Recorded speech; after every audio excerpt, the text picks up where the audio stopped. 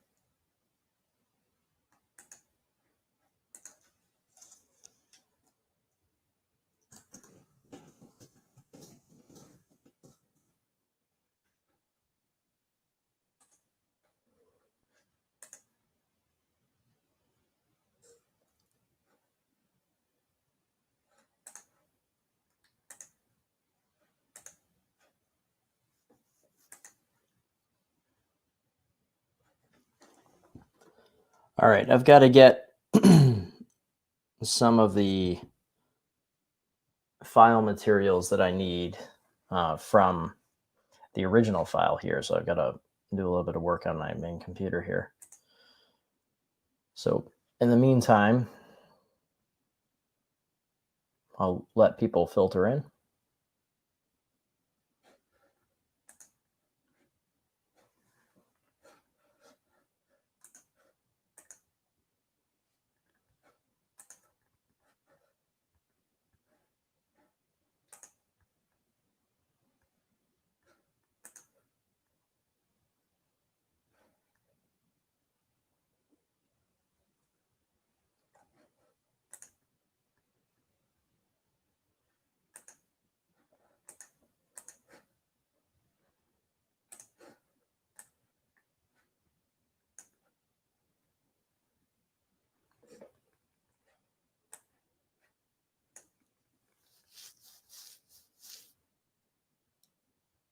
One of the things I have to do when I'm updating these files is get the as much of the previous version as I can salvage into the new art, which is a little tricky because I don't want to keep I sort of overthink what I have to keep because I'm afraid of having to redo too much stuff.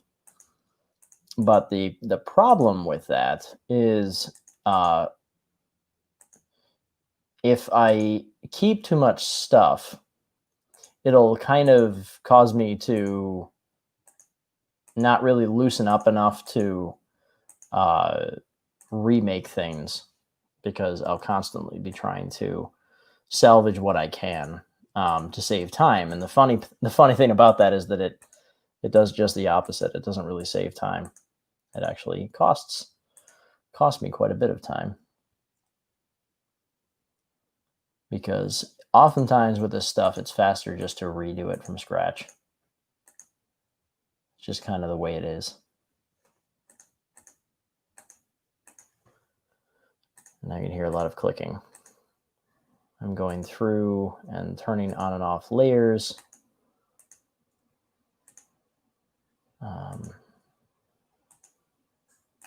to salvage what I can.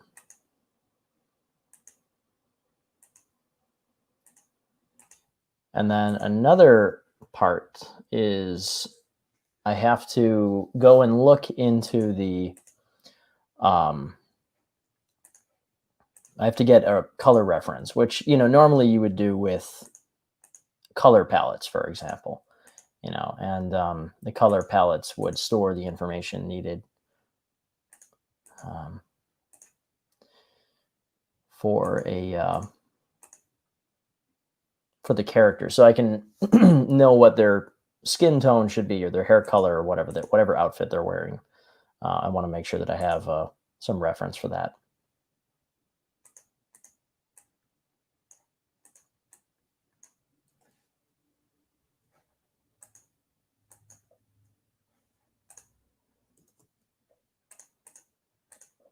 So what's kind of fun about this is this is kind of just what I would be doing on a day-by-day process here. So it's kind of cool because I figured, if I'm working on something, and as long as it's not something that I feel that I have to keep super secretive, I can just share it with you in real time as I work. So that's kind of what I'm leaning toward with these live streams.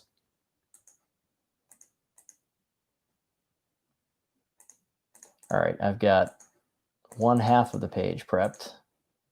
So one of the things I have to do here is I could just brain in the file with all the layers if Procreate and the iPad had a little bit more power. But the issue is when I try to brain in into Procreate these very complex files with lots of layers, Procreate does not like that. It's a little bit too much for the software to handle, and it'll reject the import.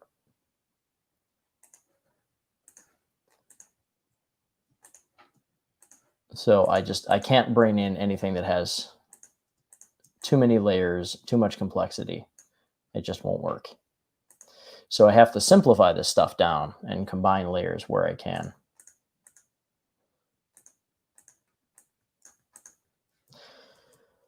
So like right now I'm eliminating any layer that I don't need. Like, for example, since I redrew things, for the most part, I don't really need to salvage most of the work that I have in here. But I'm just taking what I can. Because there are some things, like, for example, the some of the furniture elements, like the sort of the table next to Sarah's bed and the IV pole is another thing that gets knocked over here. So I want to salvage those because I don't want to redraw things that I don't need to redraw.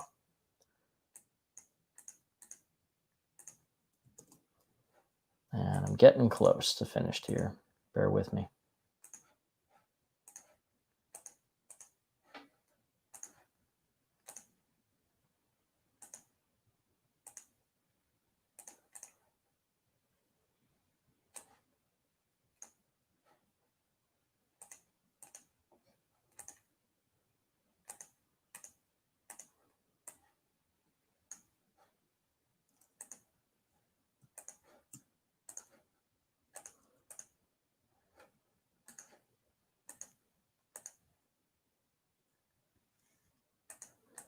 Not a huge fan of the burst effect that I drew before when the plane picks up off the ground.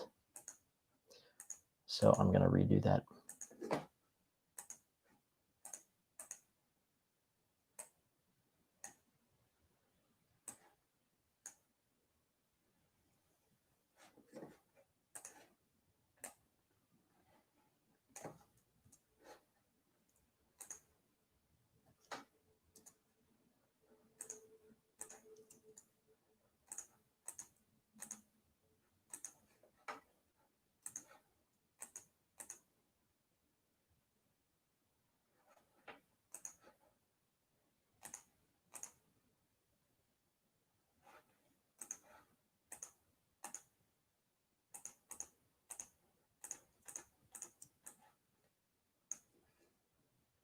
I know this isn't terribly exciting right now, but bear with me.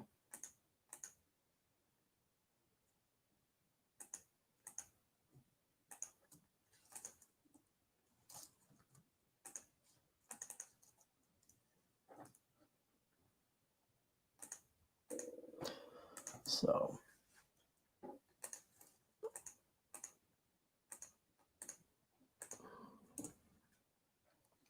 I've got a lot of layers in here. This is one of the problems that I had with the old method. Probably the biggest problem. No, definitely the biggest problem was that I worked with way too many layers. And that just created a lot of confusion. And it makes it very hard to edit anything, really, because I can't really remember where things are supposed to be located and where they are located, and it just causes a lot of confusion. So it's good if you're going to be a digital artist, or if you are a digital artist, to think about staying organized with all of your stuff so that it doesn't become a mess that you can't really edit.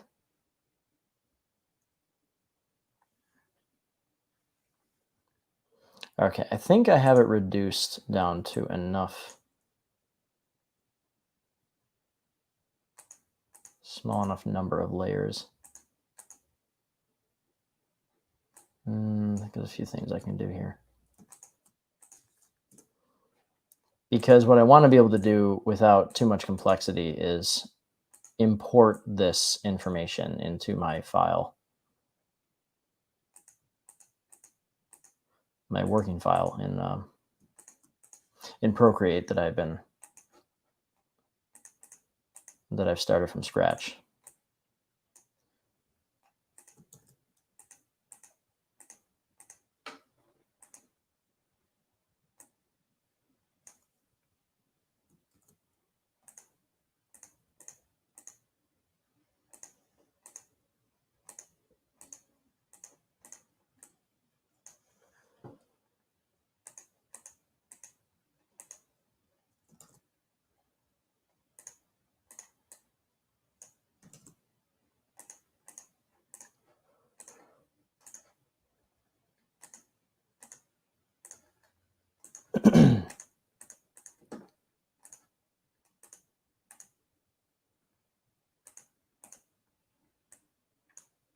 Isn't this exciting? Don't you want to be a digital artist?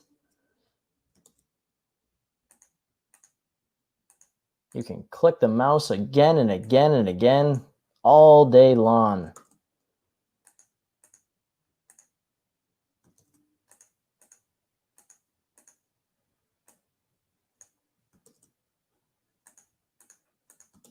Okay, I got it down to 3 layers. Okay, I'm going to save this.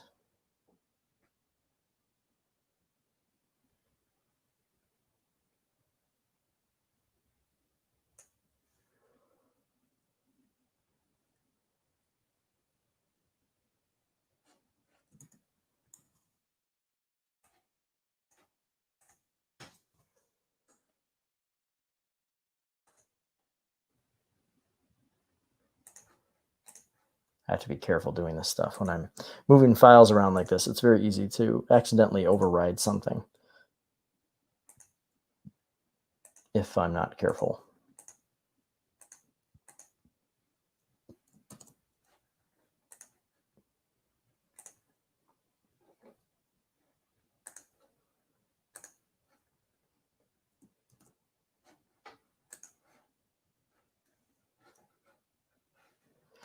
Okay, now I'm going to go through and bring it into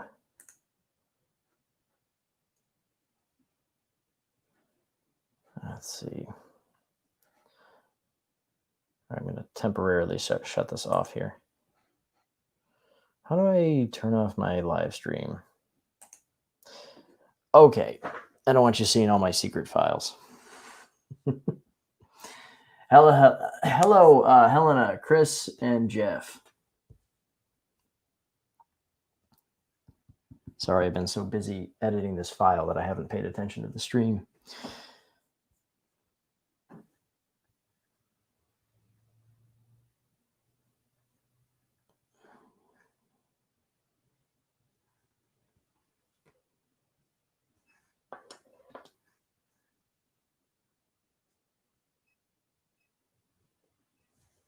There's an interesting bird outside my window.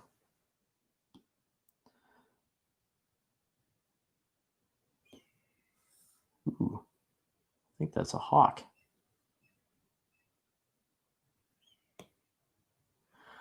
All right.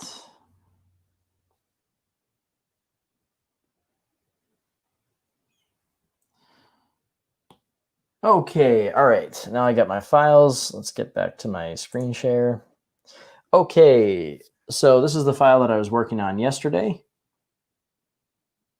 And what I'm going to do is bring in this simplified group of layers here.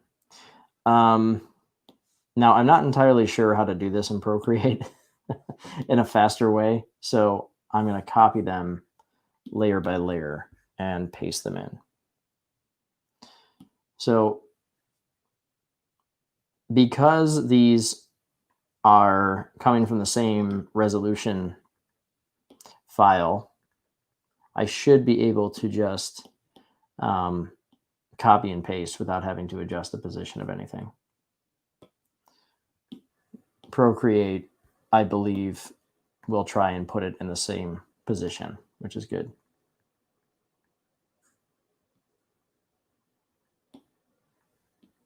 All right, and then finally the color information.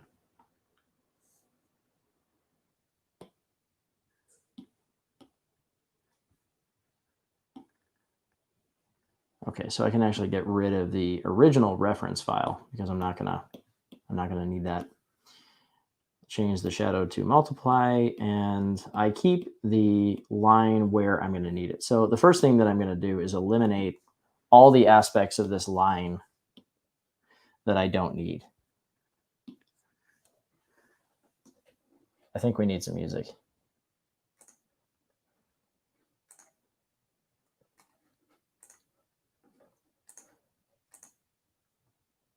I never know what I'm allowed to have on here.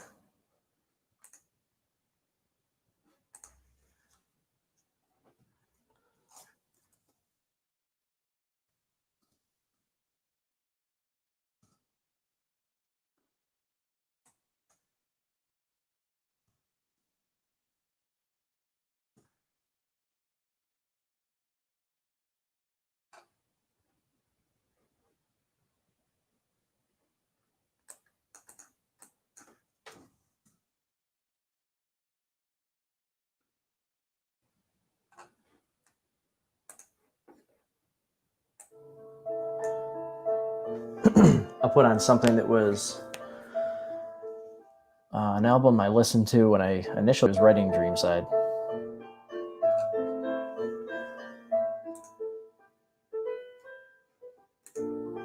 How's everyone doing, by the way? It is a gorgeous day over here. Very nice. Sunny, a little chilly. It's getting to be fall. When the leaves change around here, it's pretty nice. Let's see. I need my...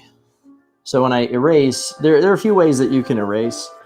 For me, I just like to come in with the pencil brush, same way that I would normally do it, and then I just carefully edge around the lines that I want to keep. And this is just rough at this point, but I might need to do some further adjustments as I bring in the newer line. But if you recall, I just redrew the characters and some of the bed elements. So I'm kind of liking the way some of these wrinkles look, actually. So I'm going to retain those, and we'll see what we can keep. All right, once I get it close to where I want it to be, I've got to think of a different steering yoke.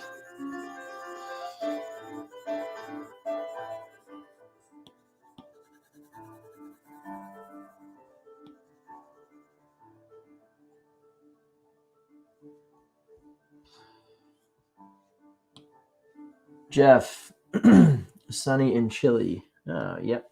Mm-hmm. Yeah, we probably have pretty similar weather. Well, I don't know. But if it's a nice day here, it's probably a nice day there. Helena, over here, it's just cloudy and cold. Well, it's a perfect day then to stay inside and make beautiful artwork, right? All right, we don't need Sarah anymore. This has been redrawn. Goodbye. There's something unnerving about erasing all of this that I spent so much time working on, but the new stuff is just better.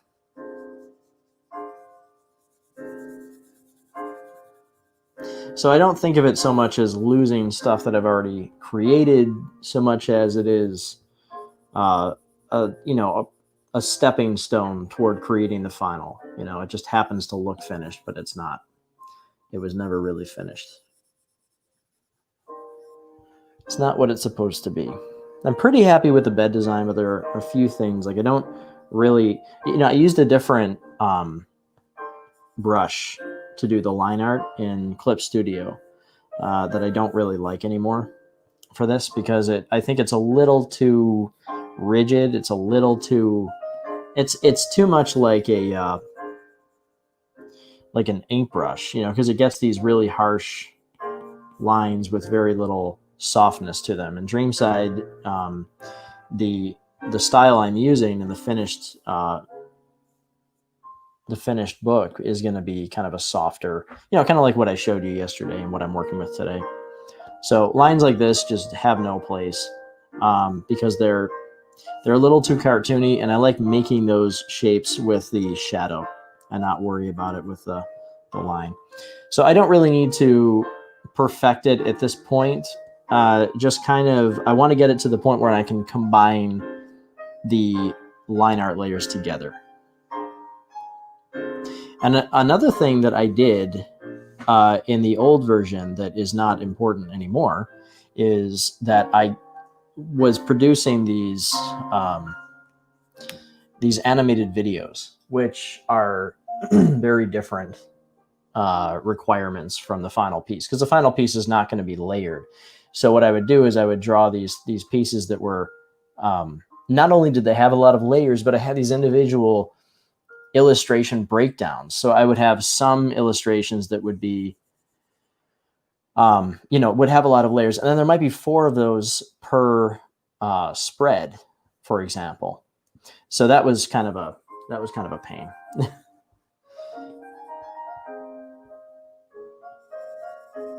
Because it would just be too much to keep organized.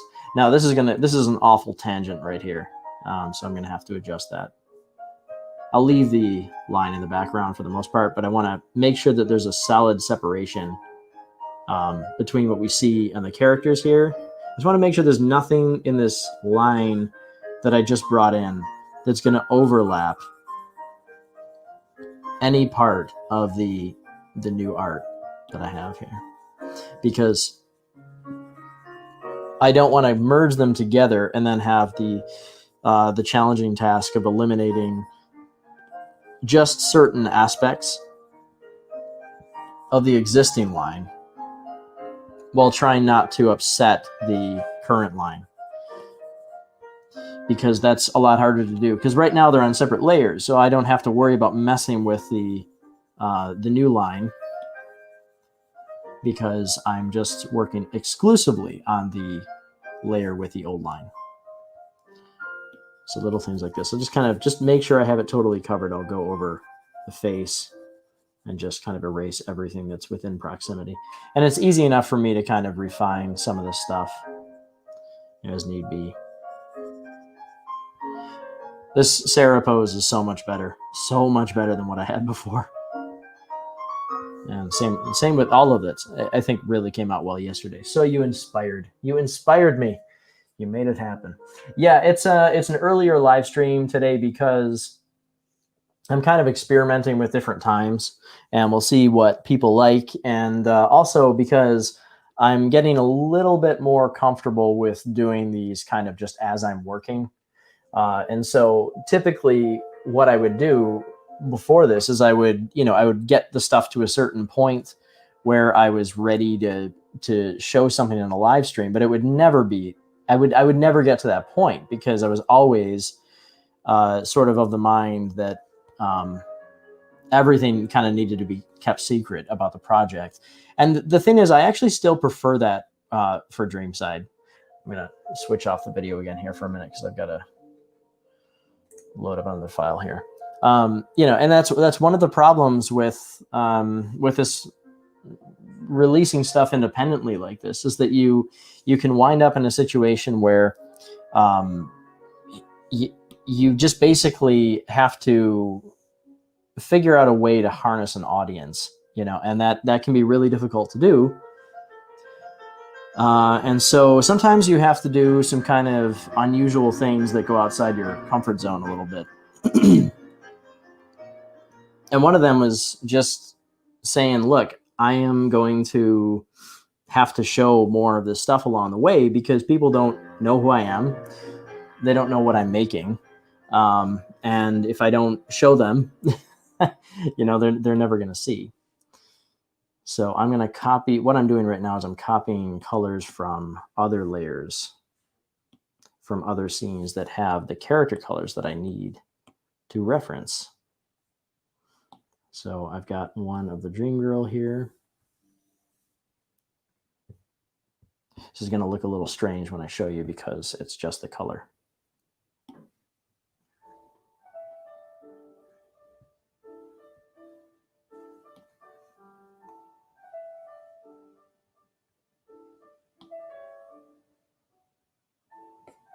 Bear with me here.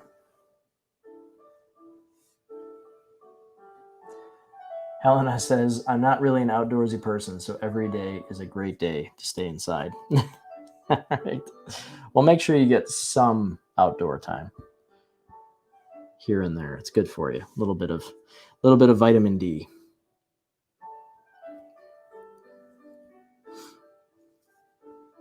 I hear that vitamin D can help with that nasty virus that's going around right now. All right, got the Dream Girl, and now I'm going to find Sarah. I might actually redesign Sarah's outfit here a little bit because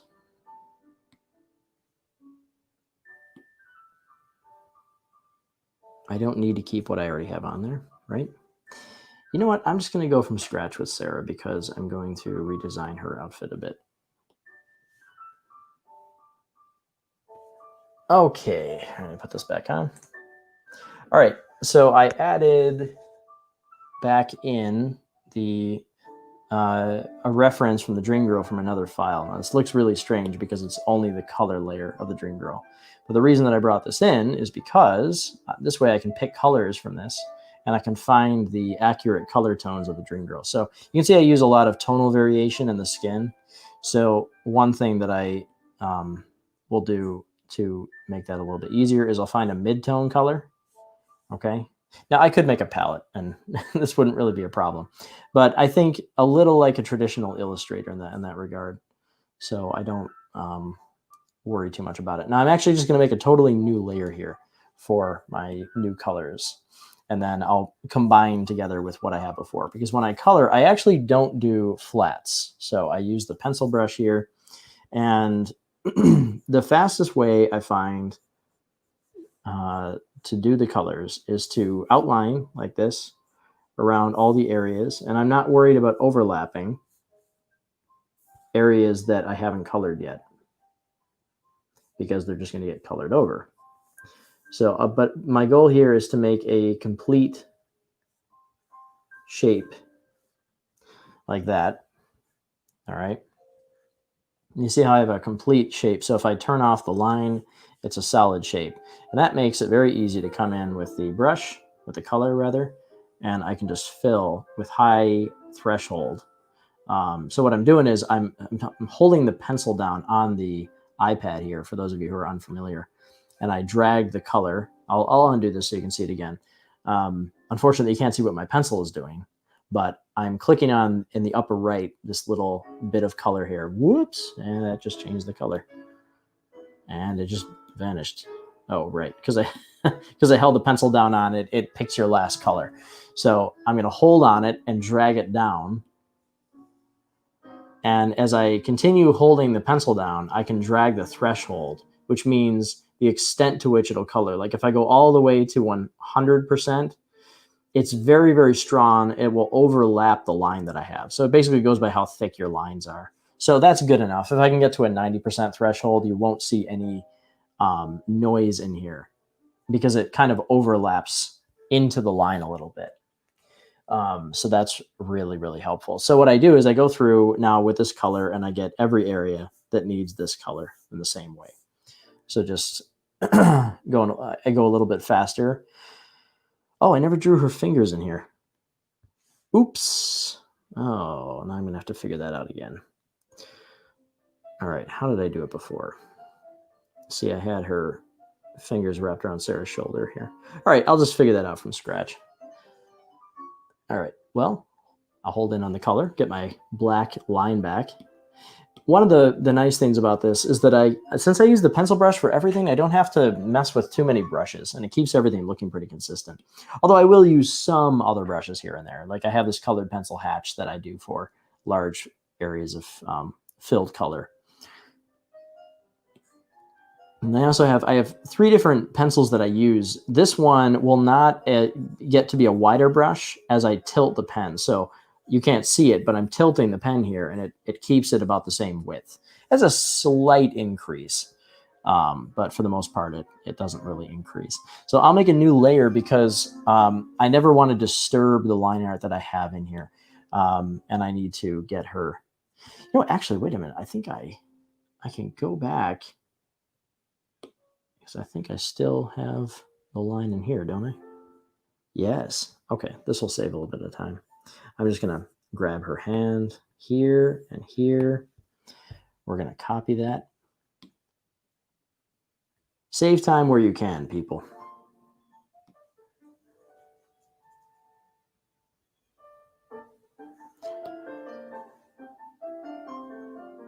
All right, and now I can just paste that in. And so they'll go into the same position that they were in before, which I still have to adjust because I moved Sarah. So I'm going to eliminate everything but her hand.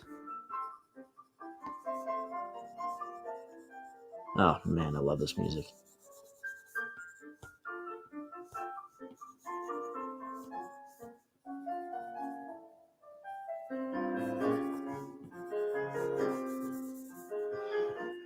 And this, I think I'm going to have to redraw.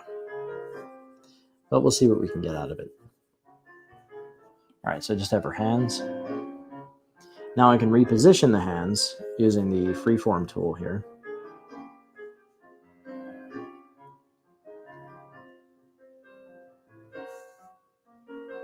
Might rotate a little bit.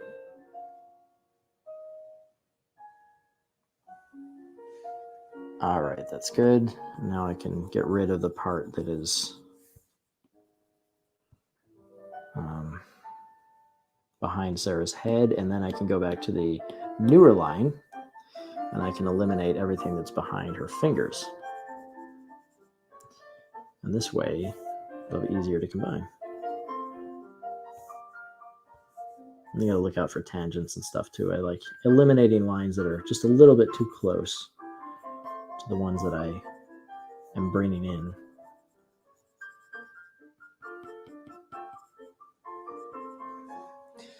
Helena did a beautiful fan art last night of the Dream Girl. So I want to thank you for that again. That really made my night.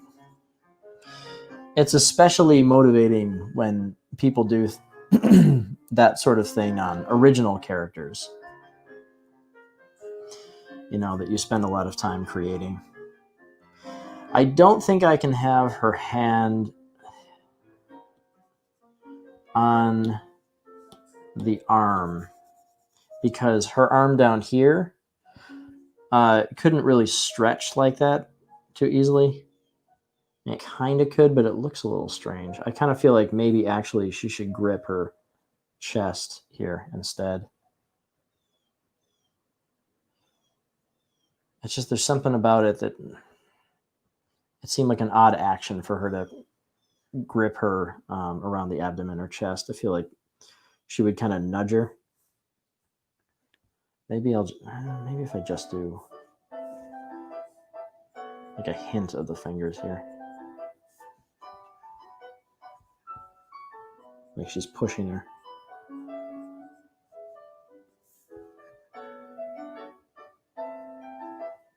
Yeah, that works. I'll just keep it simple. Because what I like about this little push here is that it's suggesting that Sarah is putting up some resistance. Because she doesn't really know what she's doing here.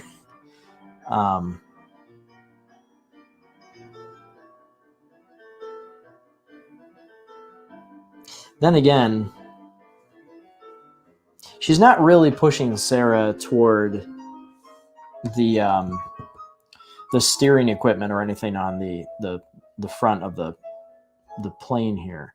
She's noting the dream prism. That's what's going on here. So kind of this push is a little bit. This is not really what you would do. I actually think I'm going to go with the hand around the chest here. I keep making new layers for this kind of stuff, but I'll eventually combine it back down.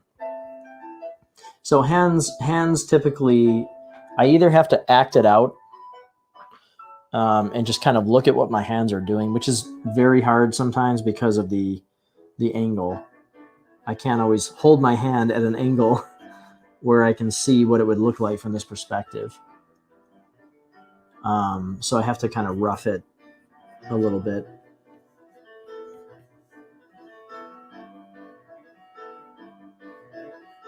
So I think this would be your forefinger here.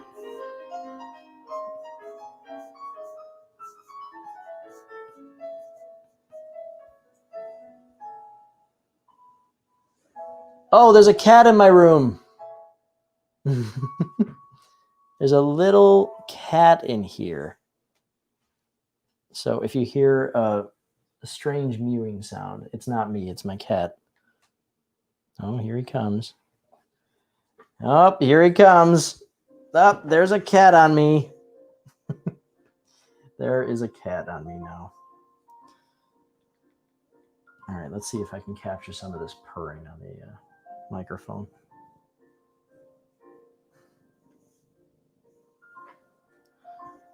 This cat never likes attention, except for that very few times that I kind of don't want it from.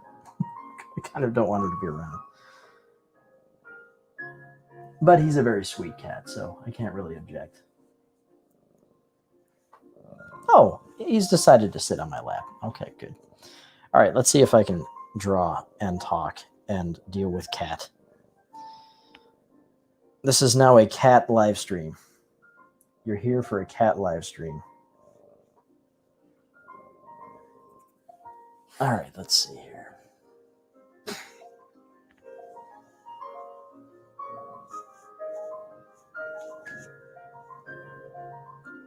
Okay, this is pretty simple. I think that this position is going to work fine. I'm just going to eliminate some of these lines.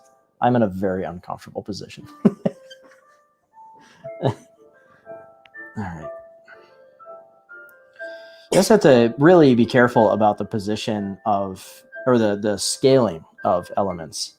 As you bring in like fingers like this, and I'm zoomed in kind of closely here, I got to make sure that I'm not drawing them at too different a size. Like you can see, they're a little smaller than the other fingers. What's kind of cool about this is I can just increase their size at this point because this is just rough. And that also, I think that works a little bit better with our arm position. And if you're confused about it, if you're not sure, draw over things that you can just eliminate later. Like I can put in roughly where the rest of her hand would be. Which actually I think would probably bend in like that. this would be where it would connect with the wrist.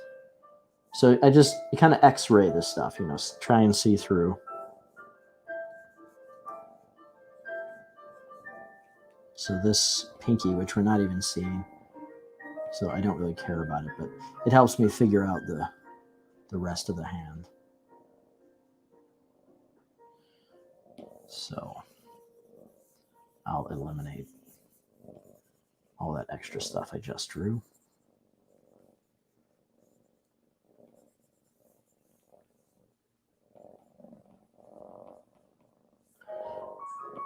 All right. Music, drawing, and cats.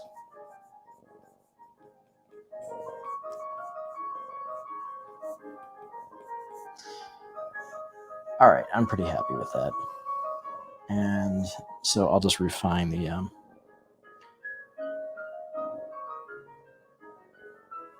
line a little bit here.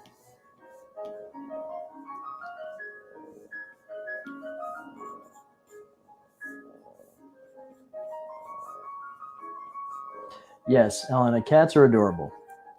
To a point. No, they're very funny. It took me a long time to appreciate how funny cats are, but they are really funny.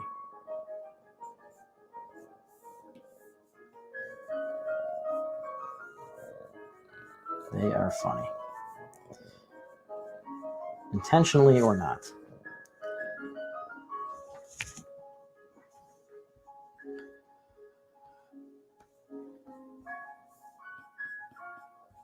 All right, I think that's good. I think I can merge that down. All right, so there I've added her hands. And I'm going to merge that together. Just clean up some of this garbage here. All right, and then I can merge all three together. Okay, perfect. I have to take care of this tangent here because this is going to drive me nuts. So what I'm going to, the reason it's a tangent is because if I draw this line through right here, it goes like this or so, and then the tip of this is touching this line like that. So that's very bad design because it makes it convoluted. It's hard to see. It's hard to recognize the important part. What I need to do is bring out, especially since this is such a key element, this dream prism here. So I'm going to rotate it a little bit. I'm going to move it down. I'm going to do whatever I have to do to get it out of the path of that awful tangent. And if you've been following me for a long time, you might remember me yelling at the clouds about tangents before. I hate tangents with a passion. With a passion. They're very offensive visual elements that kind of ruin the appeal of your image.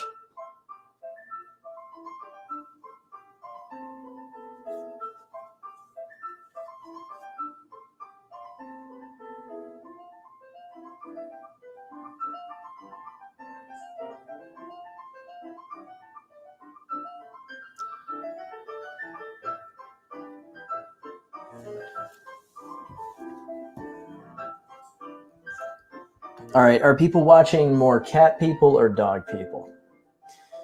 I have a feeling I know what my friend Jeff thinks.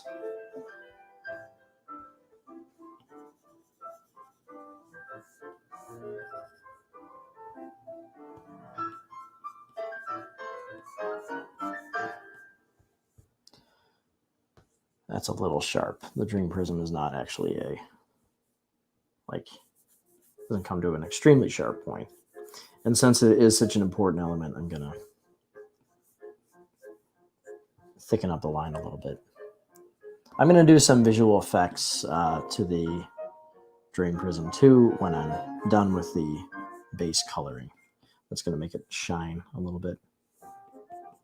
I had that in the original piece, but it wasn't too evident because there wasn't really enough contrast. Since I've got the fingers here, I've got to do a little bit of wrinkling on the clothes because if she's gripping her shoulder like this, it would cause a little bit of a disturbance of the clothing on her shoulder, right? You get a little bit of wrinkling. So I'll indicate that like that. Because she's just kind of messing with this rather interesting collar that Sarah has.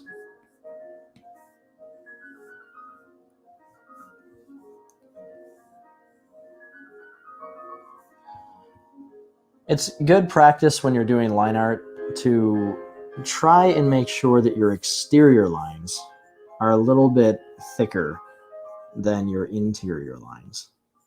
And sometimes, especially like with this style that I'm using now, I'll actually eliminate some of the interior lines altogether. And the separation of shapes that needs to be indicated can sometimes be handled with the shadow itself. So I don't really have to have a line for that.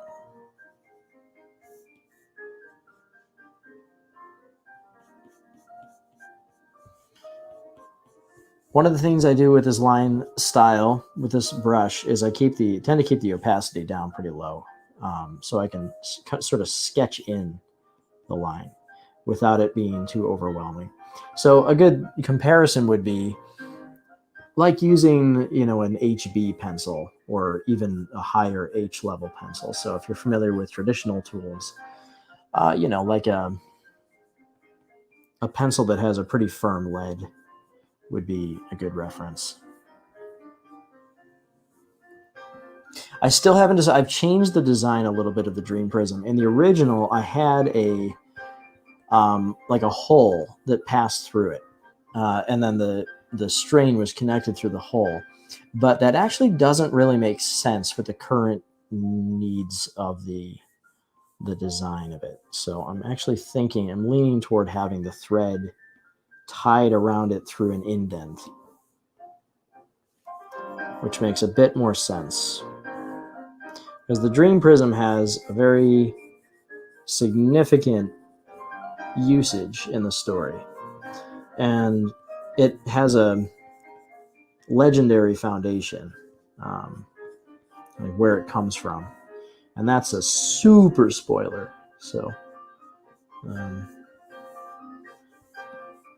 to understand that is to understand the really important core part of Dreamside. And given how much effort has gone into writing this story to earn that that revelation, you don't want that spoiled. That's one of those super, super potent story elements that is a very exciting reveal. But yeah, the way that I have it currently is that it's more of like an indent like that.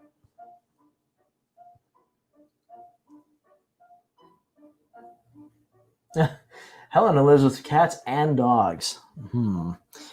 Cats and dogs, so multiple of each. Sounds like that would be a lot of work. See, this is another type of tangent where the line in the background continues into the line of the foreground object. See how awful that looks? Because it looks like you can't tell where the separation of shapes is here. So I'm going to keep this kind of simple by just eliminating that line. Now, I will still have a tangent in a way because the color is still going to separate there. So there will be a different type of line that's indicated. But what I can do to fix that is just move this over a little bit. So I'm just going to cheat the size of this. Oh, but I have to be careful with that because if I move that over too far, then this line is going to move over too far. And then I can get a different type of tangent, a proximity tangent, where there are too many lines clustered together in a small area. And that creates visual noise. It's hard to sort.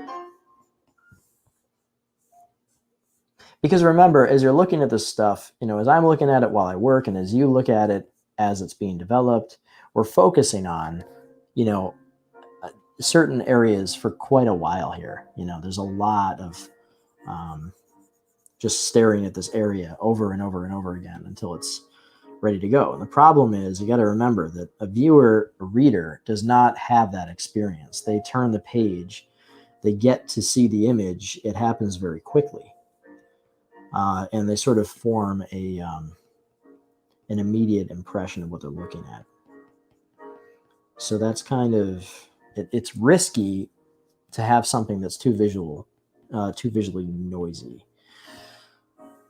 Otherwise, people won't be able to parse what they're looking at. And you don't want people to have to work when they're seeing your images. There are certain things that are rewarding for the viewer to have to do. You know, there are certain puzzles that I can lay out. But I don't want the viewer to have a difficult time parsing the image and thinking about, just understanding what's going on. I want that to be immediately clear. But I also want to have some sort of subtler elements that if you stare at the image for a long time, it rewards you because there's more to discover.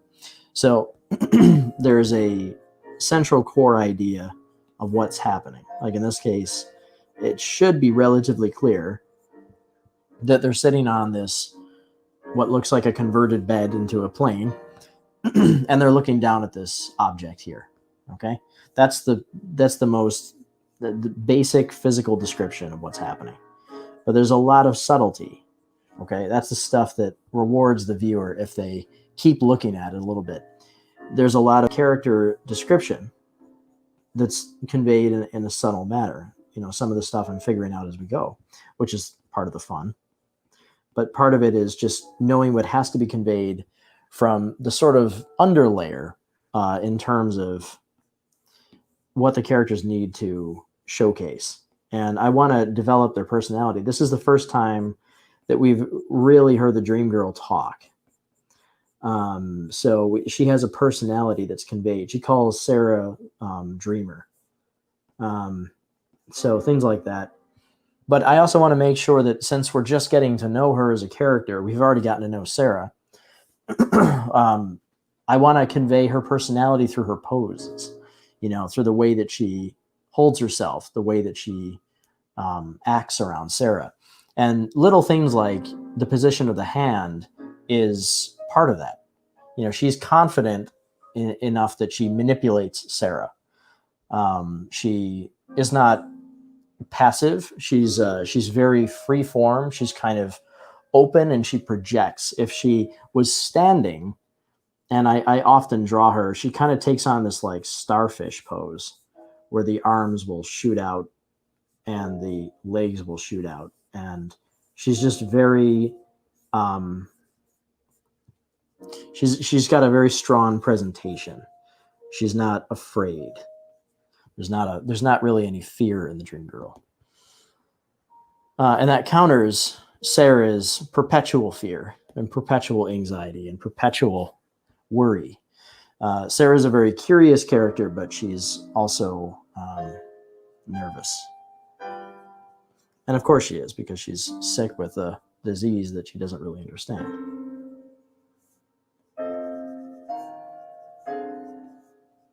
But that never seems to faze the Dream Girl. Doesn't really matter what's going on with Sarah. The Dream Girl stays in a perpetual state of hope. Not just hope, but like a completely confident knowledge that everything will be just fine. And not only will everything be just fine, but the very idea of worrying about anything is just pointless. It's like, of course it's going to work. Of course everything's going to be fine. So I'll let you in on a little bit of a secret. Is the Dream Girl is kind of designed. There's a lot of stuff within the story that resembles my favorite book as a kid, which is The Never-Ending Story. Many elements in this are homages to that story, in fact. And the Dream Girl is got a lot of stuff in common with Falkor, the luck dragon from The Never-Ending Story. And I would prefer that, well, I love the movie. I love the movie. But I would prefer that you think about it in terms of how Falkor was in the book. Falcor was kind of this perpetual friend to Atreyu, who is this character, one of the central characters of the Neverending Story. And Falcor had he really, the way that you would describe him is just constantly, perpetually aware, not so much that he's naive. It's sort of like he's confidently aware that everything will turn out okay. And that's a very, very comforting feeling to somebody in Sarah's position.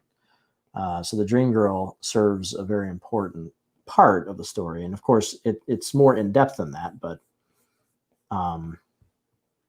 in terms of how Sarah sees hers, she's kind of in awe of the Dream Girl, because the Dream Girl is kind of this impossibly confident character.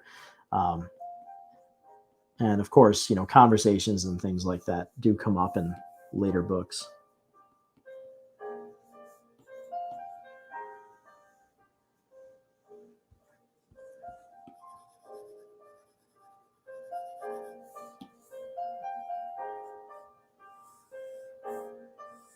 So, yes, there are a lot of homages to the Neverending Story, and I would say that that's probably the closest reference to the story of Dreamside. There are quite a few things that will remind you of the Neverending Story. But of course, I'm also a huge Alice nut. Alice's Adventures in Wonderland and Through the Looking Glass are my two other favorite children's books. It's funny because so many people reference the Alice books that it's almost pointless to even say that they were a source of inspiration. Because of course they were. Of course, everybody loves Alice. And people love it for different reasons.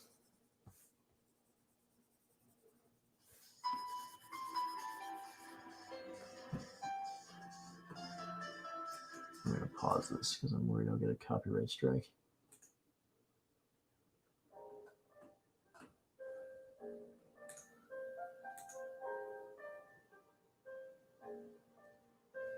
All right. But yeah, there are, when you read the story, try and find all of the references to Alice, because there are many. And some of them aren't really so easy to find. You kind of have to know a little bit about the history of the creation of the book to be able to find them.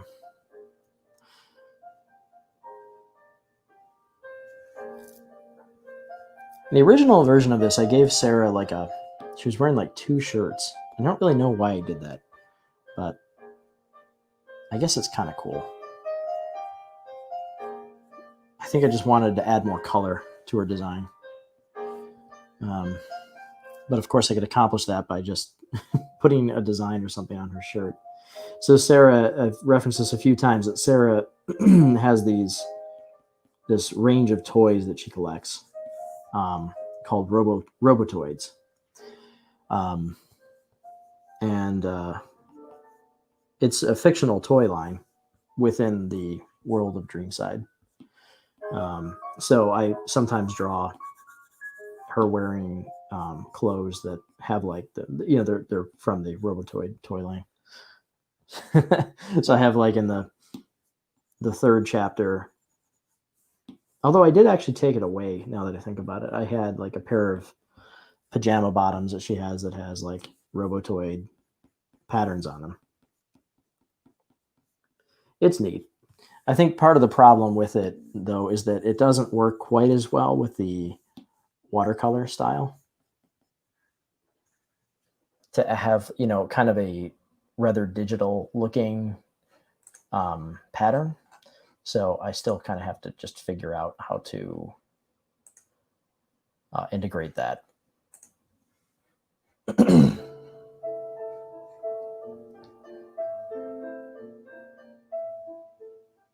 In a way that looks more natural.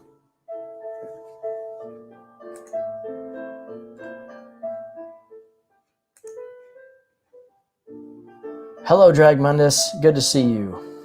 Am I saying your name properly?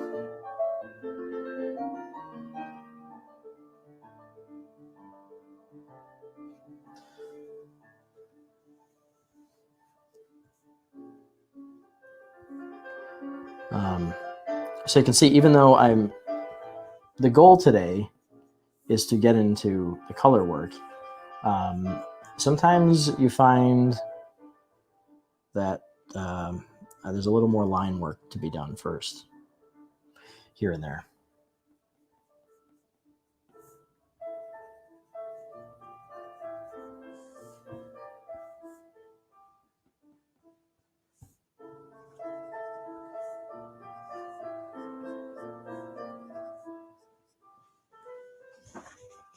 My cat has returned.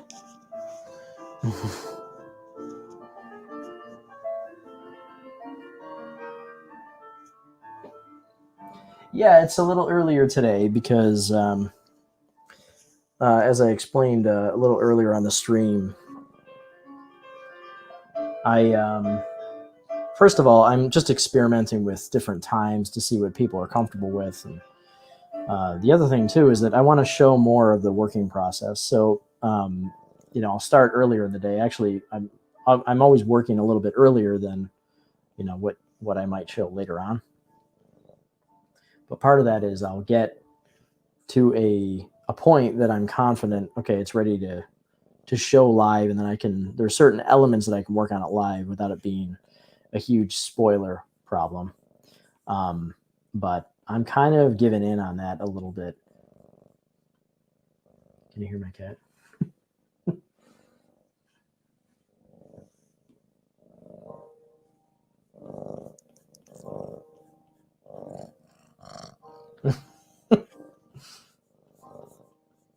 This cat is very affectionate right now.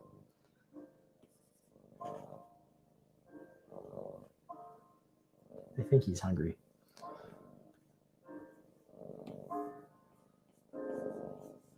See how I put these wrinkles in the clothing here? This kind of thing really adds a lot. It lets you it lets you feel the sort of physicality of the shape of things. It's clothing wrinkles and stuff like that. These wonderful little details that you can put in. It gives a little bit of, it gives a little more grip to it. If you integrate the elements like this a little bit better than just drawing the hand on top of something. If you think about how it would be to, if a character is holding some object, and it depends on the firmness of the object. Is it something like is it like a plastic ball? Well, a plastic ball, is it like an inflated plastic ball? Is it like a bowling ball? Bowling ball is not going to give when you grip it. So there's not going to be any sort of indentation in the ball, regardless of how powerfully you grip it. But a a beach ball will have a lot of give to it.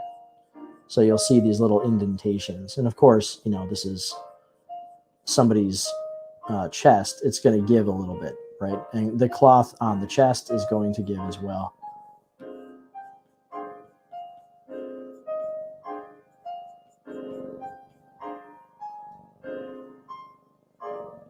And just give a little indication of the... Oh, that's not right. Fingers are turned the wrong way. You got to indicate the fingernail position. Just a little bit of that. All right. All right. I think at this point I'm going to get back to coloring. Yeah. Yes, there's purring. I think I'm going to put this cat elsewhere for the moment.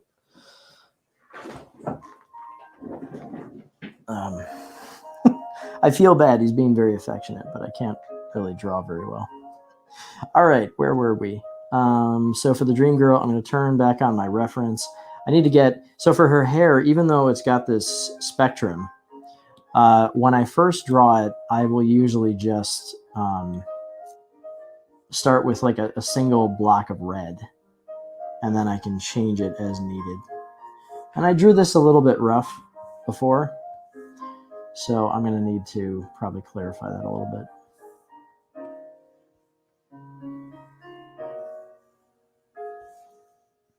Did my cat purring put you to sleep?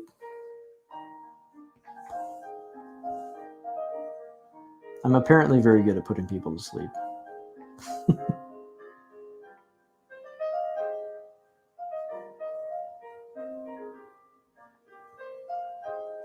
I prefer to say that I'm bringing people dreams.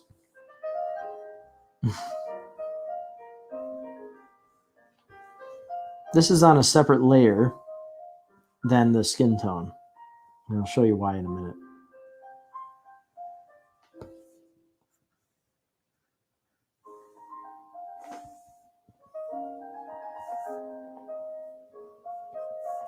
So I'm making sure that I connect everything as I go.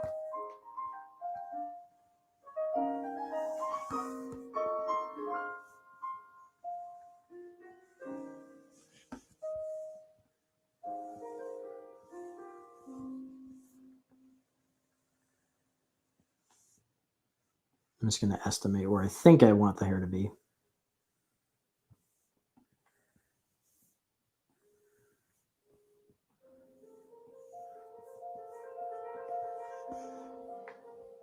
All right.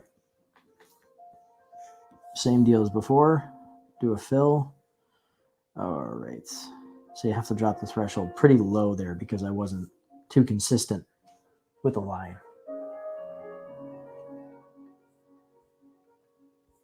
I got to get this a little bit here. So you can see when you fill and you don't have a very high threshold, you can end up with kind of a little bit of unfilled noise where it doesn't quite go to the edge. But I think this is pretty okay. I'm not too upset about this, so this works. So it gives me a base shape that I can work with for the color, which is good because that way I can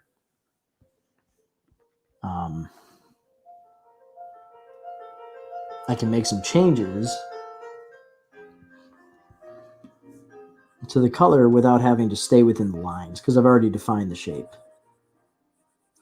The first live stream that I did recently, just a few days ago, was of the Dream Girl, and I explained some of the reasons that I do what I do with her. Okay, so the reason mainly that I did this on a separate layer from the brown is because I want to make sure that there was no, since I overlapped the brown a little bit into the hair, if I didn't overlap enough with the red, then when I go to fill the color, it might not work as well with the brown if it's kind of overlapping a little bit. It's a little hard to explain, but I generally also keep things on separate layers because anytime I'm adding a new element, I'll usually just make a new layer, and then when I'm happy with it, I'll merge it back down. And there are other times like this where I'm going over an area. So it's like if this is on the same layer as the brown, I wouldn't be able to change this color of red very cleanly if I needed to.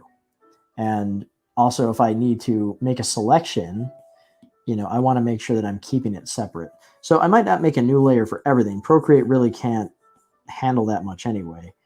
But what I generally will do is if I'm just trying to keep things separate so that they can be selected, I will make sure that there are no interacting elements. Like if I turn off the skin here and turn off the background color, you can see that nothing's touching in here. So I'm okay with that because then it's still very easy to make a selection. Like if I had to select the eye, I could just come in and do a freehand selection like this, and I don't have to be very clean or trace around the eye too perfectly because this is on a separate layer. It's also a good idea, by the way, to turn off the white background color. Just so that you can make sure that you can see where your colors have any gaps or holes in them. That's pretty useful. And you'll notice that for like the eye, I don't really bother to use the fill function. It's just because it's a small shape. It just doesn't really need it.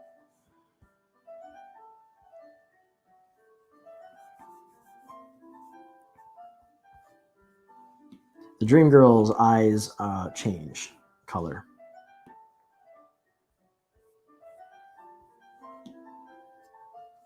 And this again, new layer because I'm going over the white here. But again, I'm just going to make a shape for the eyes, and I'll worry about the color shift later. And I want there to be some kind of a connection between the dream girl and the dream prism from a visual perspective, something that definitely connects the two of them. In the original illustration, I had this sort of beam of light that transferred from her pupils to the dream prism. And I'm not sure if I'm going to do that so much as I might just make a glow in her eyes. But it'll be something. It'll be something. All right, her outfit is pretty simple. It's just a very subtle, just slightly off-white.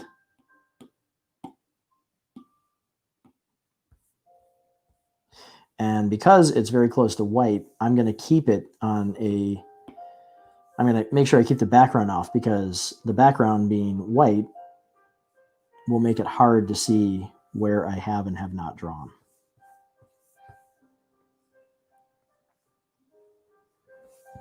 So I need to have some contrast there for that purpose. And you can see I don't work with lasso selections, really. I like to just draw things. It feels more natural to me. It's also more fun.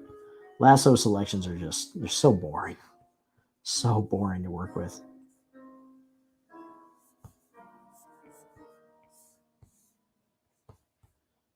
And you can see I'm going right over Sarah's leg there because it doesn't matter.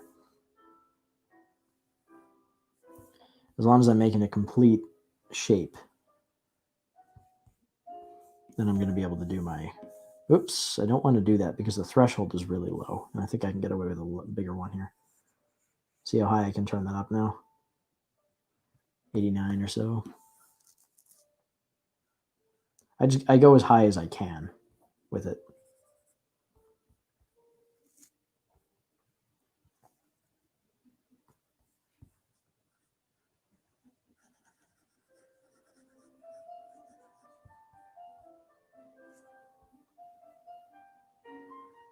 I don't want her to look... See, this is kind of a weird thing because her shirt would kind of be like it would kind of be like this, right? But it's intersecting in almost the exact position that Sarah's shoulder here is. So I'm going to instead cheat it just a little bit. I'm going to move this up in the background, even though her shirt would not go up like that.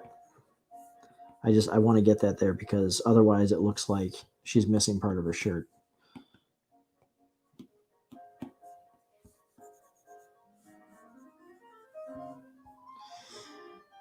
All right. Maybe what I'll do actually is even that out a little bit on the other side. Just bring that up. See, I can adjust, the line as I go. There are no rules here.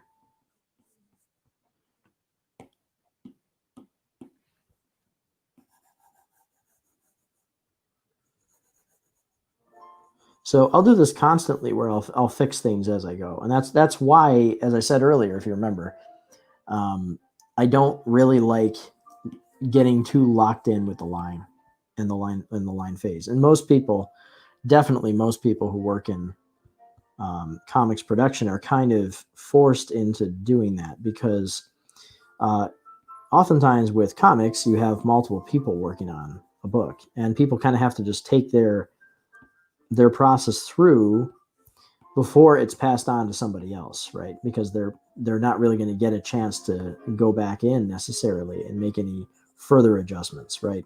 So like the penciler kind of just has to do what he has to do to get things basically finished. But the colorist may find a problem like that and say, hey, I would really like to have this changed. And that's where you start running into the problem with corporate bureaucracies where you have to kind of get permission from people to make changes, and everything takes a long time. Everything has to be approved. It could be something as simple as that, where you're like, I want to add this little extra bit here. Can I just draw that in? And then, You know, the penciler might say, no, that's my job, I'll do that. And then you have to wait for them to go in and make the artistic change. And that kind of thing happens all the time with larger studios. And is really one of the reasons that things take longer than they have to, and is definitely part of the reason that I work independently. All right, so I'll take her skin color. And for the finger, again, since I haven't done anything with Sarah's shirt, I'm just going to go roughly over the hands. Although I want to be careful with the contour, because what's going on back here, I'm going to be using existing color for that part. So that I want to be careful with. Now, how did I design her? Okay, yeah, so she's got these. Oh, now see, there we go. So see, this is how I design her armbands. So I need to make a change there, because this actually ends on this side. It ends prior to her elbow, and then it curves up in the back. So let's have the same thing happen here.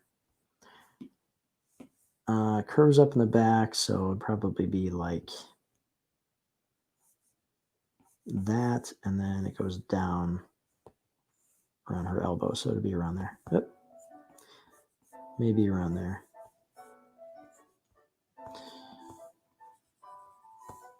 And that on that side.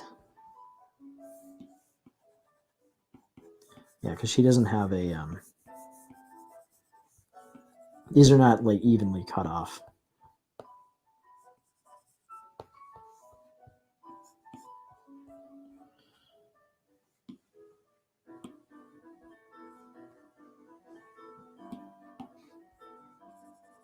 I forget my own designs all the time. Part of the reason for that, though, is because the Dream Girl did just get a revision in her outfit, and I haven't drawn her that many times yet because she really isn't in the book that much at the beginning. Oh, but she is as the book progresses, and that's going to be a lot of rainbow hair I've got to draw.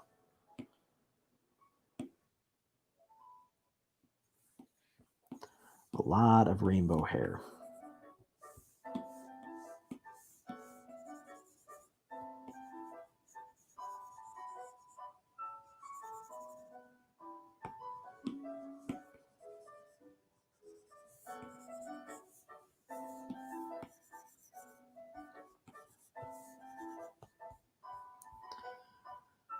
All right, that's a little closer.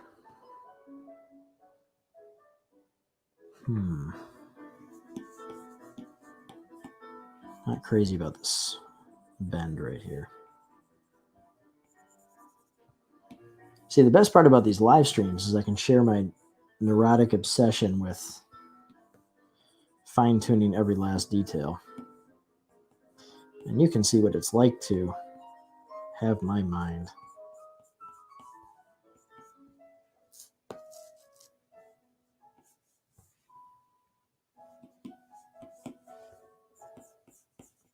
But the bend wasn't terribly realistic, so. Hadn't made a definite decision on like the type of material that these bands are made of. They're not really like cotton. It might be more of like a little bit more artificial. Not really like a plastic, but they have like a shininess to them a little bit. And they bend, so you can get like a crease. I need this to hug her arm a little bit more. Yeah, they're kind of like, I don't want to say, I keep using the word armor in a way. It's kind of like an armor in a way, but I don't know if that's really a good way of referring to it. They're just these decorative bits. They do have purpose and meaning. There's a reason they're shaped the way that they are. And every redesign that I've done with her, it all works with the purpose of her design and the reason she looks the way that she does. But there are different approaches to that. And I don't want to share that with you at this point, but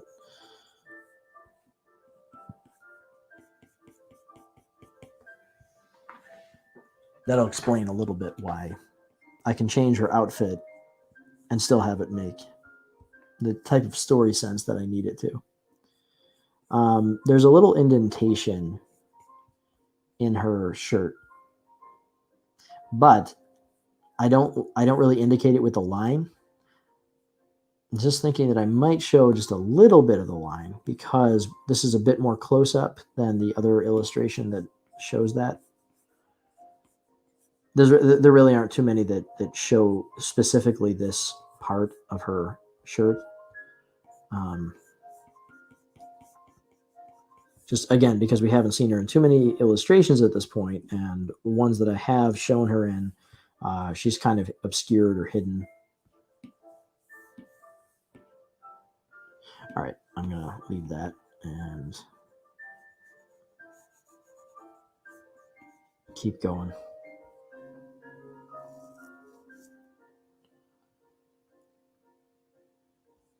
All right. Cool. Now, I do all kinds of things to add to her.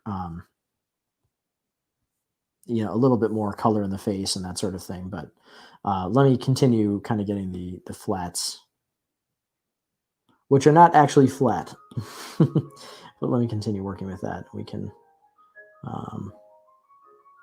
go from there. Oh, you know what? I do need to get Sarah's skin tone. Let me turn this off again.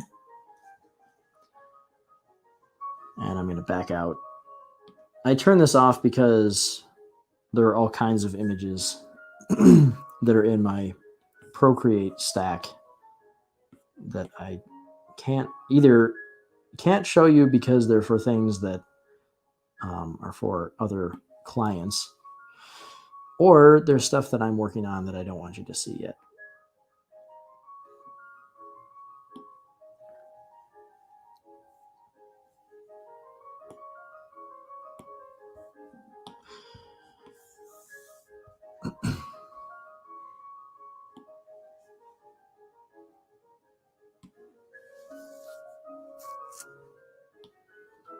So I have to go grab a reference layer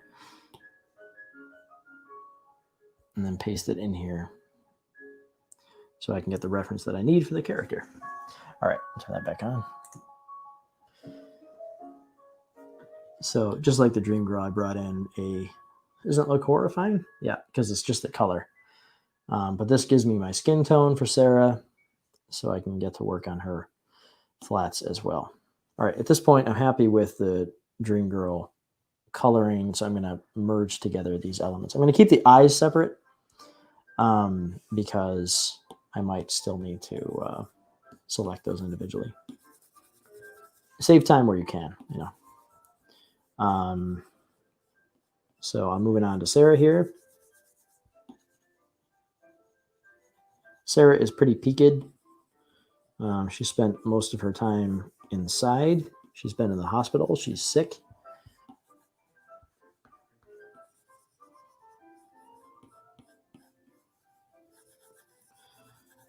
So her skin tone is pretty pale.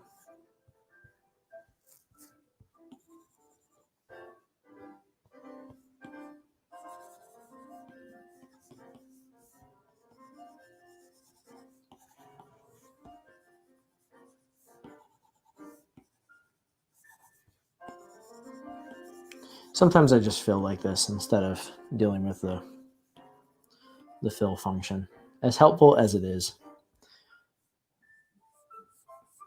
And sometimes I remember that I can use it. And I often say that there are always better ways of doing something. You know, I'm aware of the expression work smarter, not harder. The problem is, and this is something I've come to accept as I've been doing this a long enough time, that the time savings that you get by thinking about different methods is kind of, to be honest, it's kind of inconsequential, because you might save a little bit of time. And maybe if you have a really smart process, you'll save a lot of time eventually as time progresses. But the real problem with it is that you're also going to be spending a lot of time kind of stopping your workflow, thinking about a better way of doing something, and then trying to implement that new process, which also generally means that you're working a little bit slower because you're less comfortable with this new process. So there's a cost that comes with changing your process, and you really have to think about that in relative terms. Like, what is this cost versus just staying with the thing that I was doing before, even though the thing I was doing before was a little bit silly. I know that there's a better way of doing it, but if I change my method, sometimes that actually takes more time. I move Sarah over here so that I can just leave the layer visible without having to turn it on and off again. The hair is a big enough area that I will do an outline. One of the nice things about the pencil brush here is I can actually draw like I would with a pencil, whereas I can kind of fade it out here. It's like she's a little bit of hair here that actually kind of fades out. So instead of doing a rigid, flat color fill, I can do something that actually is closer to how it would look if I was drawing on paper with a colored pencil. I kind of fade the hair out there at the tip, but then I can still do a nice fill in the middle as well. Yeah, because one of the things that I found in older versions of Dreamside that I didn't like was the overly spiky, kind of perfectly defined hair spikes. That's cool. That looks great with different art styles. If you're trying to do something that's a bit more cartoony, and maybe I'm using like black outlines and stuff like that, that can look a lot better. But here it doesn't really work, because the sort of softer, more rendered organic look that I have for the characters, it doesn't really lend itself to it. So I tried to move away from the spikes by kind of having this fade like that. And that looks a little bit more realistic. So I'll use that. Now, because I'm not doing a clean line like this, I've got this like, cloudy area here. It's not going to do a very good fill, and I'm going to have to clean it up a little bit, but it will fill. So let's go ahead and do that, and then you can see kind of where the problems will be. They do a pretty good job, but you see how it misses a few spots here and there. If you get tired of hearing me ramble, let me know. I've been known to never shut up. It's just that as I work on this, I'm discovering a lot of stuff that I think about kind of just in my head, but to people who don't do this all the time, it might be kind of fun for you to hear more about it, but also be able to see how you can adapt it into your own projects, which I highly advise you do. It doesn't have to be anything quite like this or anything that's like a big long book series or an animation or a video game or anything giant like that, but just some sort of something that you can create gives you a tremendous reward. It really is rewarding. All right, in the old version of this, let me see what colors I had for her. Yeah, I gave her kind of a rich blue for her shirt. But the reason I'm not crazy about that, I also had a gradient on the arm. See, this is a pattern. I actually modeled this. This is so that when I did the CG model, one of the benefits is that I could do patterns and stuff like that. But I'm not crazy about those anymore with the less computery looking art style. So the problem that I have with the blue is that they're going to take off and go into a place that's going to be very sunny, and it's going to have a really rich blue sky. One of the problems that I ran into with Yuka is that Yuka is green and he was constantly colliding with the grass. You know, and so it was hard to make him stand out. So one of the reasons I actually did so much color tinting on the characters where I would do these kind of gradient color changes is that I needed Yuka to pop out from the grass. So I would maybe push the grass toward yellow and Yuka toward maybe a little more towards cyan, or I would push the grass more towards cyan and push Yuka more toward yellow so that he would pop out. Same kind of problem with Sarah's shirt here. So, but I don't want her to have like a white or anything like that. And I need to keep her in cool colors. So I don't give her like, I won't give her like an orange shirt or anything like that. So like green, purple, and blue is pretty much what I'm stuck with. So I don't know. I think I might actually stick with the blue. I might just lighten it a little bit. And, you know, she's usually wearing a shirt that's kind of a lighter blue. Maybe I'll go a little bit more toward gray. Let's try that. But again, I'll do a new layer, and that's going to help quite a bit in case I decide I want to change it.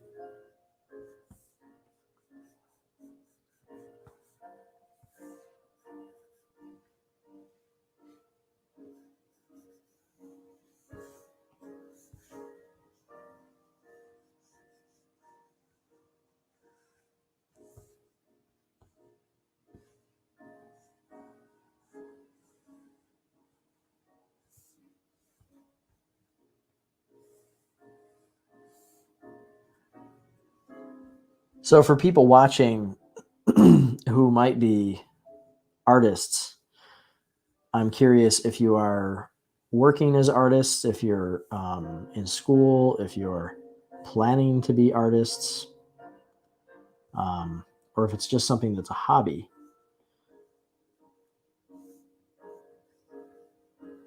It's kind of good for me to know where people are at, you know. And of course, if you're just here enjoying the, hopefully you're enjoying it, the stream because you're interested in Dreamside or just making art in general, then that's cool too.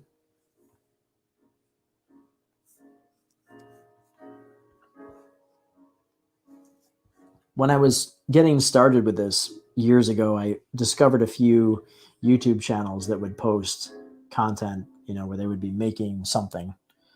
And I always found it inspiring, even if I didn't really care about the thing that was being made, because there's something really neat about seeing people just making things. And so that's part of the reason that I wanted to do this, because this is what's going on all the time in my life when I'm working. And so I thought if it's of any interest to people, if they want to see how it's done, I may as well share it.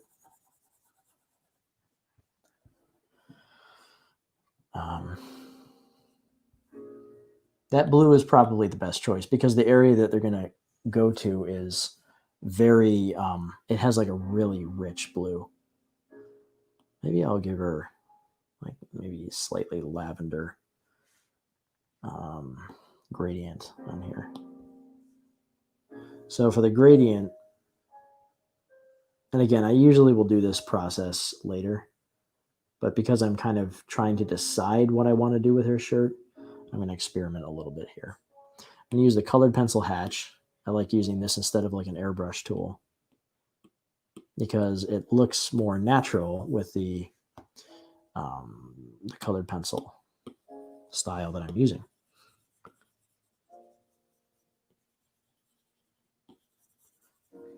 I think more shirts need to be designed this way, where there's a color gradient. I'm sure it's a lot harder to do. Because I think putting a design on a shirt that really is in any way goes beyond a small area starts costing a lot of money. I looked into shirt design for, you know, just as one of the things that might be interesting for a ukulele. But what I found was it was just too difficult to make that work, because with t-shirts, there's so many problems. You know, you need different sizes. Well, the main issue is that you need different sizes, right? So you can end up with a situation where you might have too few of a particular size here and there, and you never know how much you need to order. So that can be a real problem.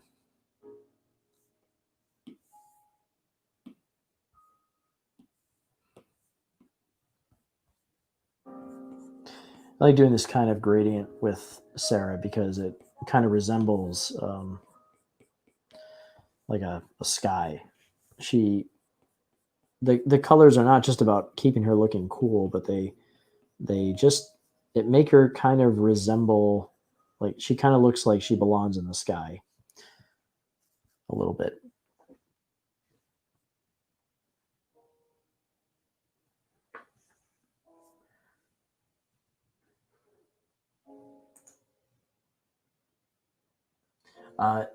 No, this is not Photoshop. I'm using Procreate.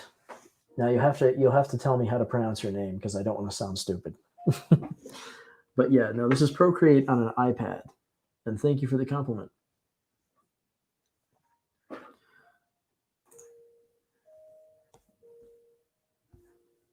All right, gotta have a.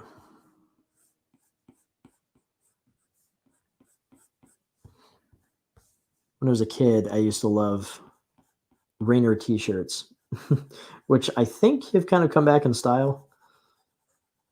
Rainers are t-shirts that would have like, you know, like a band around the collar and around the wrist. Usually, of course, they would be short sleeve, and you would have like a rain like that on each cuff. I just always thought they looked neat. It was a very 80s thing. All right, so even though I don't normally do the gradient effect at this point, I'm going to leave that alone. And then maybe I can try a couple of different tones here.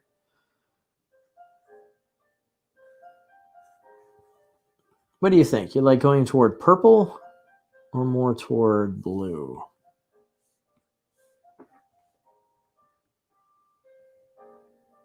Don't really want to go toward green.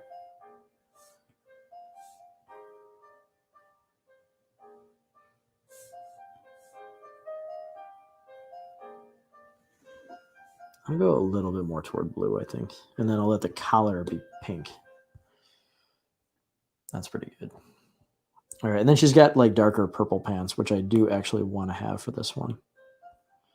Oh, wait. Yeah, I forgot. She's got these kind of striped pants. Yeah, I don't know if I'm going to do that.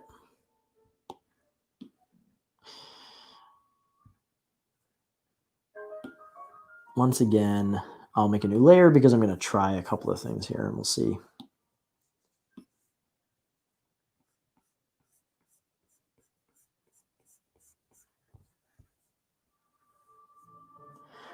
I think if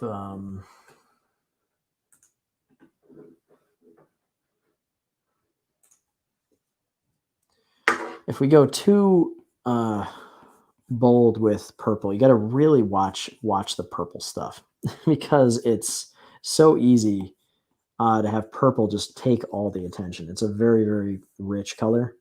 And the other problem with purples in general is that when you go to print, purples do not print very vividly and they tend to look kind of mushy. So it's one of the reasons I think you don't see a tremendous amount of purple in a lot of print productions. Not like super vivid because they kind of just turn to mush.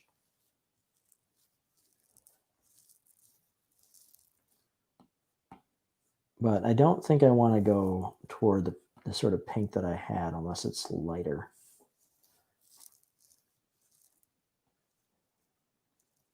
Maybe we'll do that. We'll do kind of like a lavender color.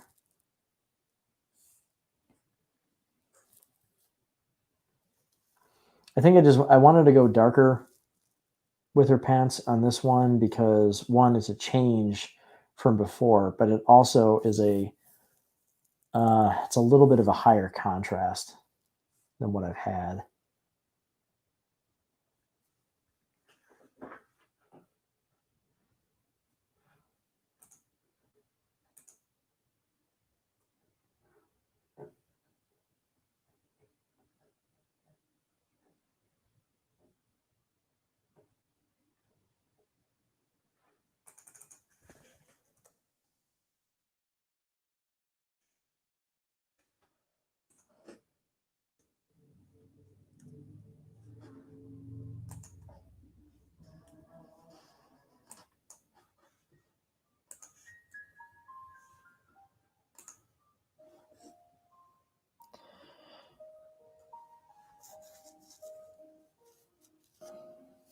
Shia. Now I know. Okay. Blue is nice, but contrast is nice too. I think you're talking about the shirt as opposed to the pants. But do you have a color palette that you've used from the beginning of Dreamside, or has the palette changed over time? It's definitely changed. But with reference, because the story has certain color needs that have to be met, and so I'll keep it within the framework of what I need them to be. But in general, some of the things that have changed a little bit is that things are a little bit more pastel than they were before. So there's more subtlety in the colors than I had, because it was very, very vivid before, and I think it got a little bit too crazy. But also because I'm going for more of a colored pencil look for it. I've kind of made the colors a bit more subtle than they were before. So they've changed a bit for sure.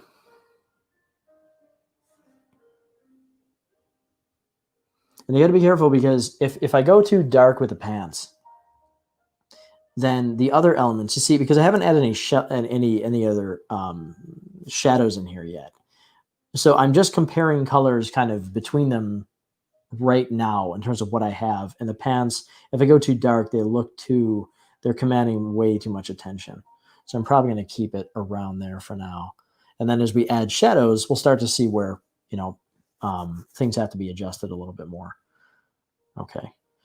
All right. And I'll worry about the dream prism in a bit. All right. Getting to her eyes. I use pretty heavy gradients in the eyes. I'll do this on the same layer that I had the Dream Girl's eyes. So I put down the base color, and then I end up doing a color gradient.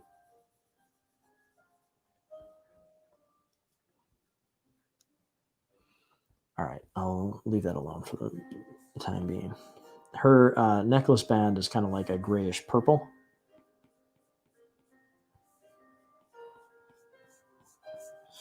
I do this because, as opposed to going light, because she rarely wears dark shirts.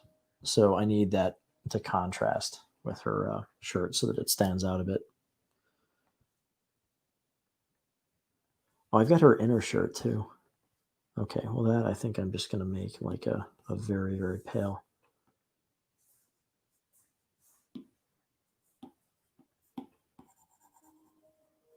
Once I'm happy with it, I'll merge these layers together, because again, Procreate can't handle too much stuff. I can't have too many layers. And as I go, I'm always reducing the layer complexity and the quantity, because I've got to keep it within the frame of what it can handle.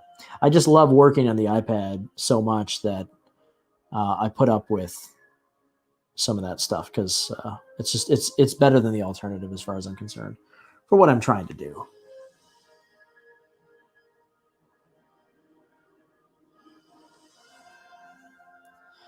All right. Yeah, that's a good combo, actually. It's different than what I've done with her so far, but only subtly. So it looks like she has a similar wardrobe of colors, but they do change. All right. That's pretty good. All right, let me get the bed in here. All right, so I'm pretty happy with the bed, the way it's arranged. I don't like this yellow, but I'm going to change that in a separate step. Okay, what I need to do now is eliminate all of the color from the bed that is part of them, because I want to be able to combine the bed colors together with their new color. Oh, God, that hair. Erasing all that hair is a bad move, but it has to be done.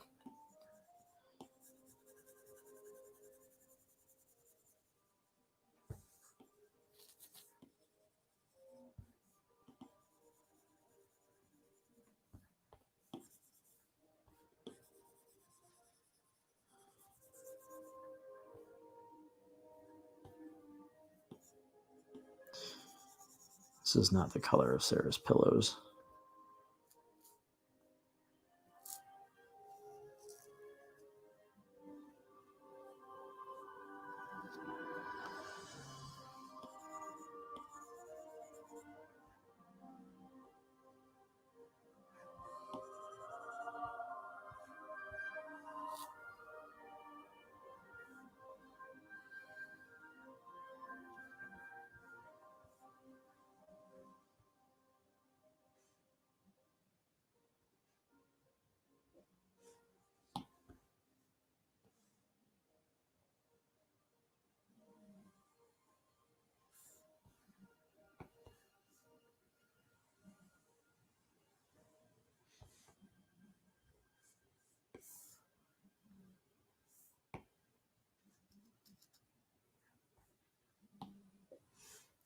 You can make selections come back that you've made previously by just holding the pencil in on the selection tool. It'll mirror the last selection that you made,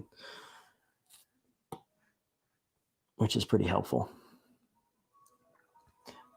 All right, the coloring style is a little bit different the way that I have it done here because I'm using this vignette style, but this piece actually does kind of resemble the vignette style because I had kind of cut the color with this sort of fade, but this fade is not the way that I do it now.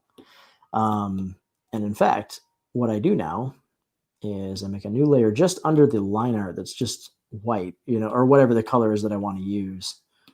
And I will paint the fade in like this.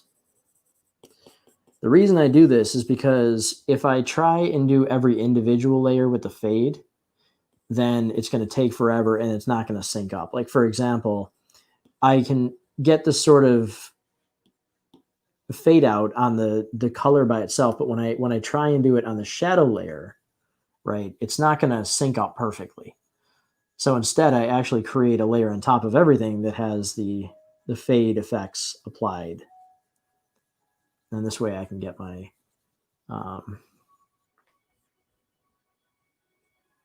my vignette effect. So I do this as sort of a tracing around of everything. I make the background like that. And of course, if I am actually using a white background, this will just, you know, it'll just blend in with what I have in the background. So I only really need to worry about making this around areas like this. So see, I just want to get rid of these kind of not very organic looking fades that I had in here before.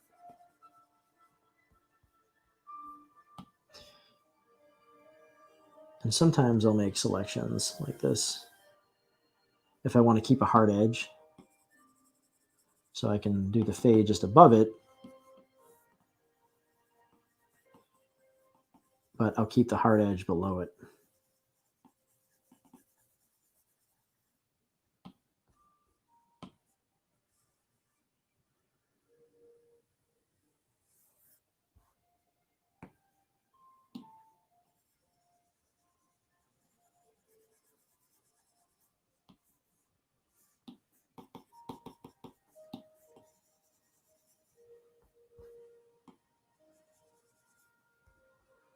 And I'm kind of getting ahead of myself here because that's not really what I should be working on right now, but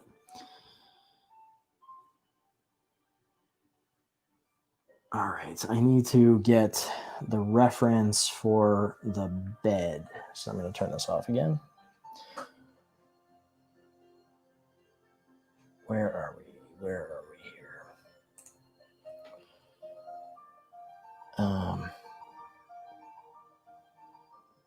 Chris, thank you. You love me. All right. I was waiting for somebody to love me. I appreciate it. That's very kind of you. Yeah, it's good if it's easy to follow. That is something I worry about a little bit because there are a lot of operations that I do day to day that, you know, they become natural to you after a while. And so it's a little bit difficult to make sure that it's something that people can follow along with here and there. So I'm happy that you're able to follow. Thank you. Shia, did you create your own brushes? Yes. Yes, I do create or I adjust existing brushes. So if it's something that, like for example, what I just showed you with the hatch brush, the reason I made that, and I'm going to do this operation while I'm talking, the reason that I made that brush is because I wanted to get sort of like a colored pencil hatch effect, right? So that it would have a fade. But the yeah, that's a little different than the airbrush because when you're working digitally, one of the pitfalls that you can run into that it's very easy to fall into this trap is that you can make you can use these very artificial looking brushes like these digital airbrush tools. And if you use an airbrush, it's like, well, it's not very natural looking because you can't really get that effect in the real world. You can obviously use an airbrush, but it will look differently. And if you're using one medium, I find that it tends to look the best if you kind of stick with that one medium, if you don't change it up too much. Okay.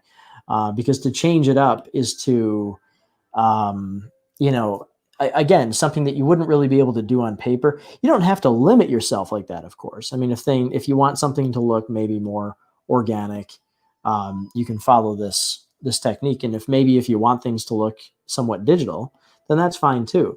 There really are no rules. It's just that for me with this project, it was important to make sure that everything just kind of looks like it was made naturally with organic materials, because I think that it helps me unify everything, and unity in design, artistic design, is pretty important to me. So that's why I had to go ahead and make my own brushes. All right, I can turn this back on here. All right, so I've pasted in. You see, there's kind of a mess of things that I paste in here. This is from another illustration where Sarah's waking up. Um, but I want to have the colors match here. Now, for the plane, because it sort of turns into this fantastical design, um, I have the colors shift a little bit. Okay, so I might kind of favor these a little bit, but I will, at the very least, change the sheets so that it blends a little bit more with what I had before. Because I do want that to sync up. See, the thing is, I want it to look like it's a hybrid object. You know, it's something that was created um, out of something that already existed, right? So it's like the the bed plane is not just a plane. It's a, it's something that resembles the bed as well, but it's the bed converted to a plane. So in that way, it's kind of it lets the reader know what the object was that it was coming from, you know. And in that way, I think it kind of ties the fantasy world and the real world together in a pretty cool way. Um, I'm just making a selection based on um, the layer that I had before here. And now I can just do a fill on this new layer, and that'll change the color to blue. So that better matches the colors that I was using before. And since this is behind the other layers, I don't have to worry so much about overlapping color, which is really helpful.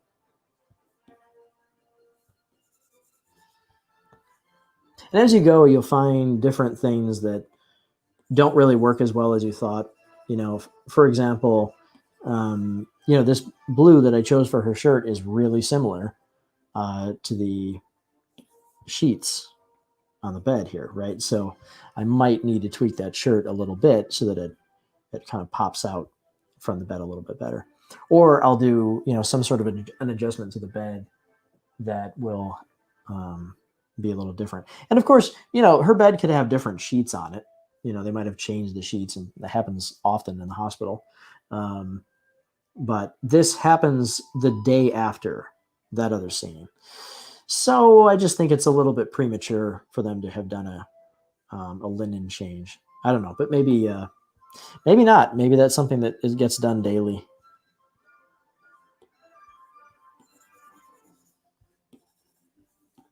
The pillows as I had them were just white. And a lot of these things where I'm thinking about the realism of things like bedsheet color, which is, requires me to think about the operation, like the day-to-day operations of the hospital. That's part of world building, and it's really something that will help the world feel more realistic.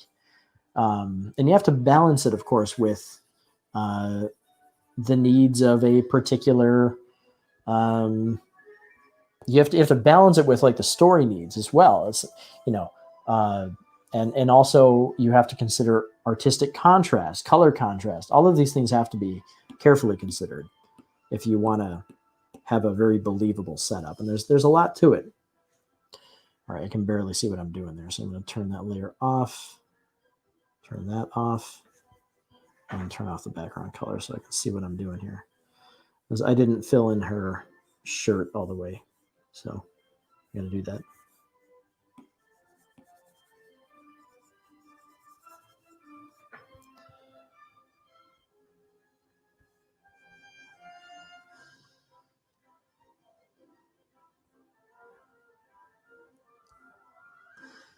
All right, so you can see how that starts to get built out. Now I have a feeling there are going to be a fair amount of changes that I'm going to make to the colors of what's in the bed here.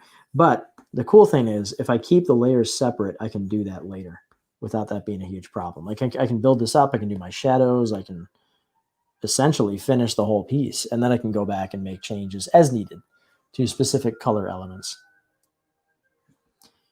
Now, one of the things I might do, oh yeah, that's what I did. Okay, so because I changed the frame to kind of this pale blue color instead of this darker blue, which I think I had on the bed before.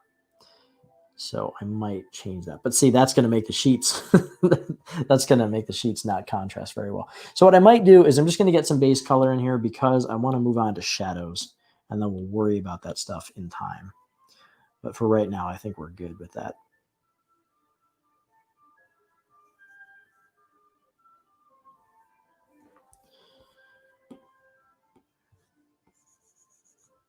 Shadows can be worked on without having finished color. You really don't need any color, actually.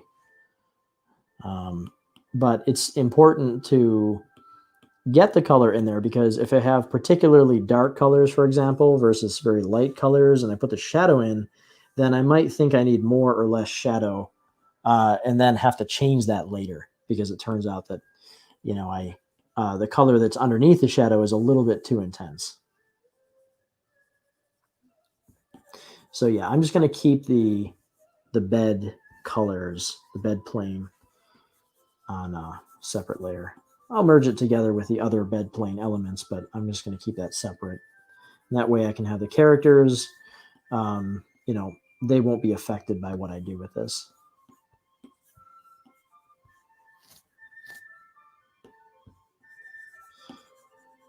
And again, I can just go right underneath anything that's the characters, because I've already done my work to put them on a separate layer. So I don't have to worry about overlapping anything. I forgot to paint her knee.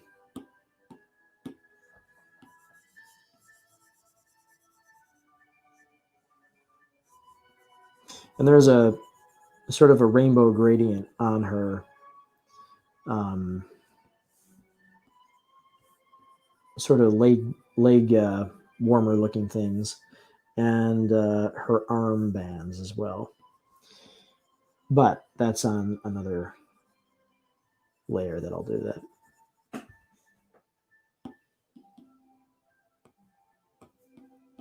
There is now a snoring cat. This cat is now snoring. So if you hear a snoring cat, then that's exactly what's happening. There is a cat snoring. All right.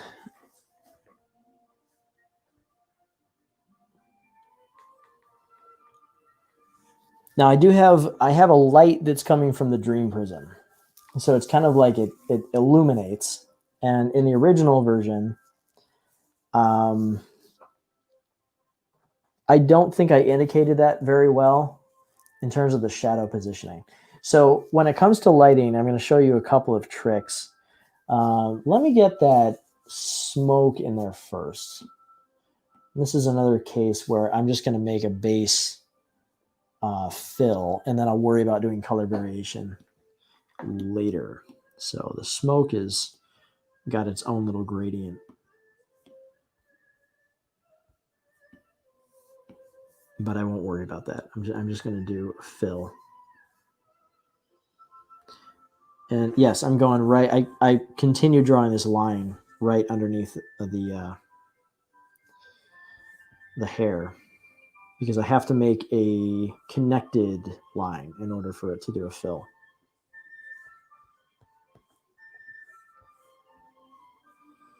And since I can't see what I'm doing behind that, I'm going to turn that off.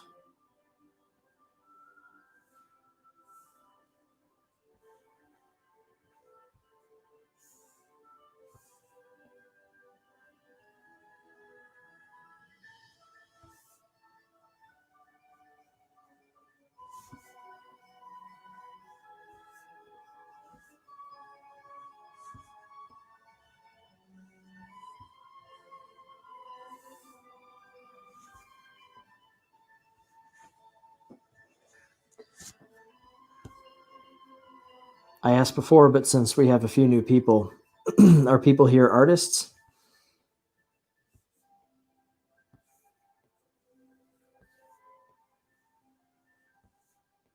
And if you are, go ahead and then share your social media links or whatever so that we can check out your stuff.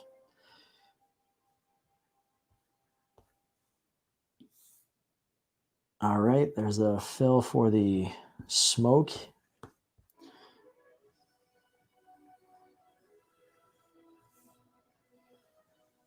This is like a fun exhaust. It's like it's not like a nasty smoke exhaust that's emerging from the back. It's kind of like a, I don't know how to describe it. It's just when you look at it, I want it to look like it wouldn't be unhealthy to breathe in. Now, right now, it's just a big flat color, but I'll add more colors to it that will help define that.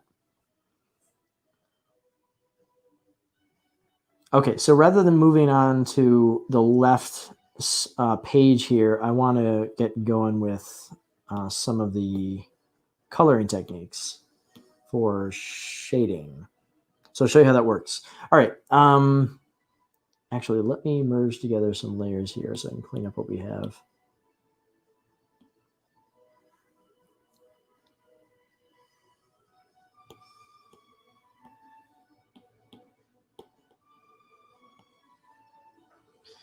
All right.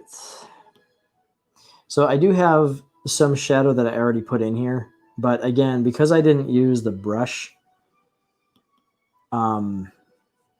it's going to be easier for me to just do this from scratch. But there are two light sources, okay?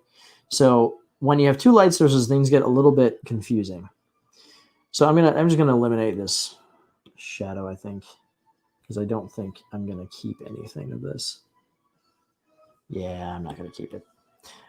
All right, new shadow, and I'm gonna choose a color I've used in scenes that are in a similar environment. Change it to multiply, the layer style.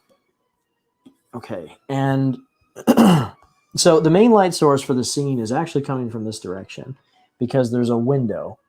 All right, so what I like to do with shadows is I like to just paint in first. I like to do this in separate operations because it helps me think, it helps me separate things in my mind. It makes it a little bit easier to think about how the lighting should actually be. So even though I'm going to have a light coming from the dream prism, which is casting in all directions, I still have my core light that's coming from the left, okay? So what I'll do is I'll put the shadows in based on an understanding that there's a light coming from the left, and that's the core light. Then I'll make a separate layer that has a different layer style that will project light from the dream prism. Okay, so now my job is to fill in the shadows for all the stuff. Now I go very rough with shadows to begin with, and then I gradually refine.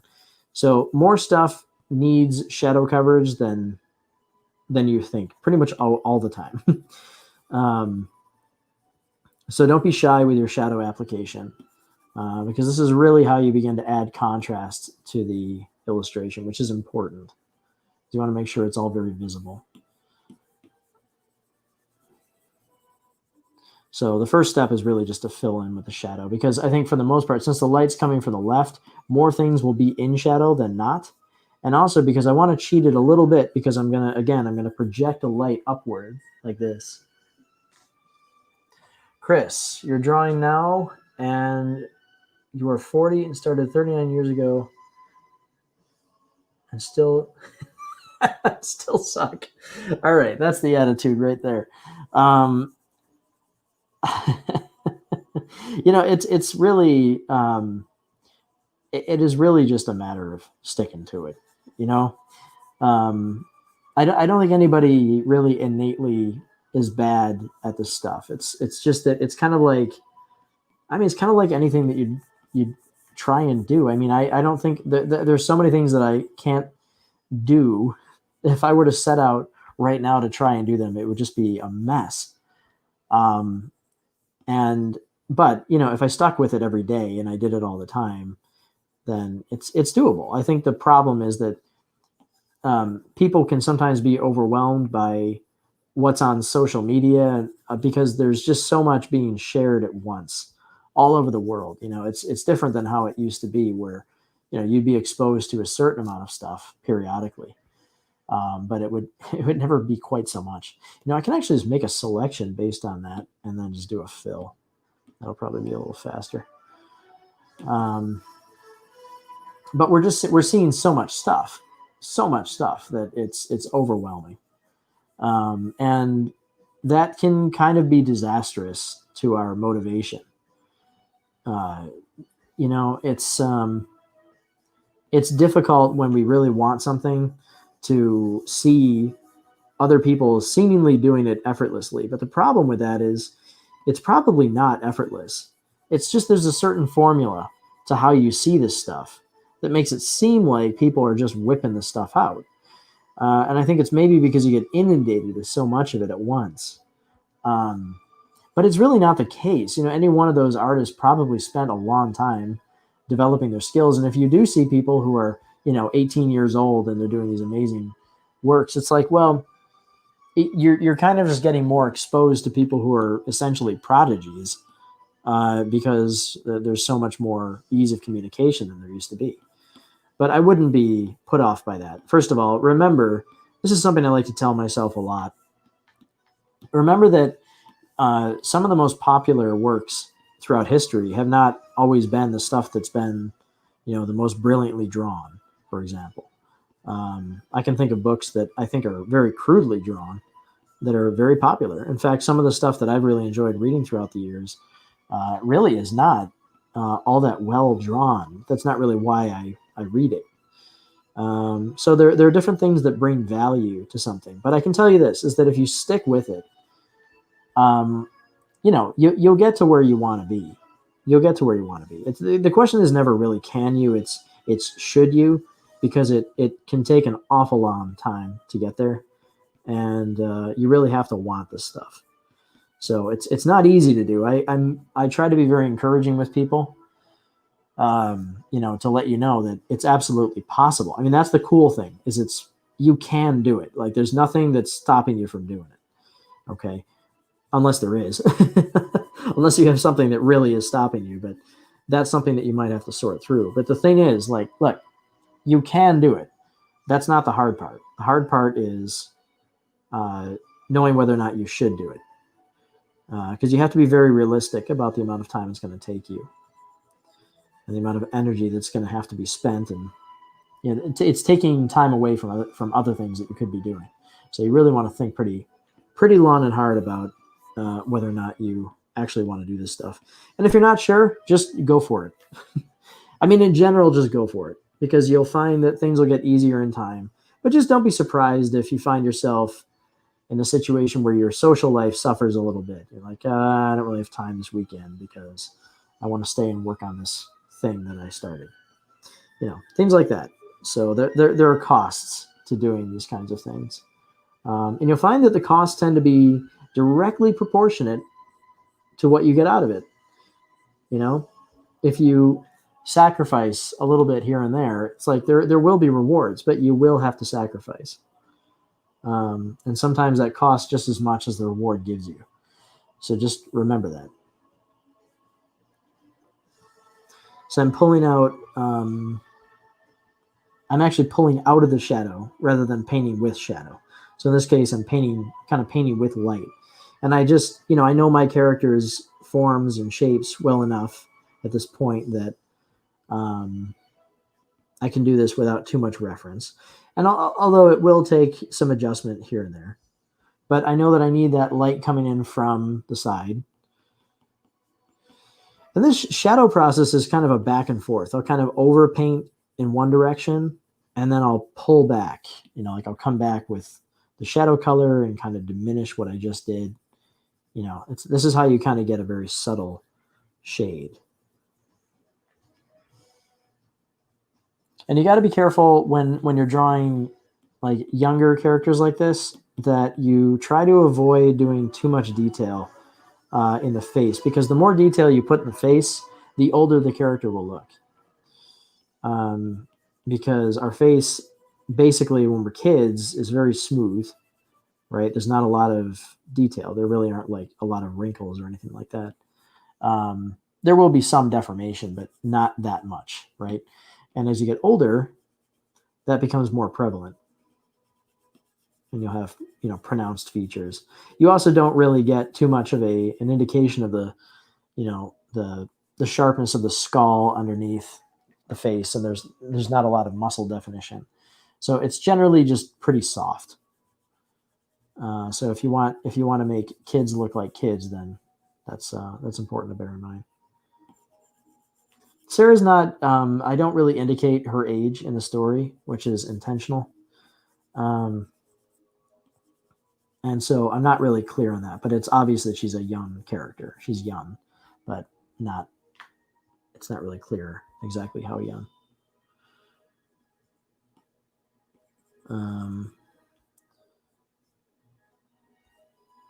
So yeah, profile lighting like this is difficult to do well, because you have it's very easy to make the character look kind of weird. But again, I only want to have a little hint of light coming in here because I'm going to do the majority of the work with the Dream Prism. So again, you can take a little artistic license with this stuff and cheat. It doesn't have to be super accurate. And you can kind of manipulate things a little bit. Like even if this were a real set, for example, you might be limited by the actual positioning of things that are casting the light, right? So you would have an actual light source over here that would have to follow the laws of physics because it's in the real world. We don't have to obey those, though, when we're working digitally. So I'll cheat a little bit here.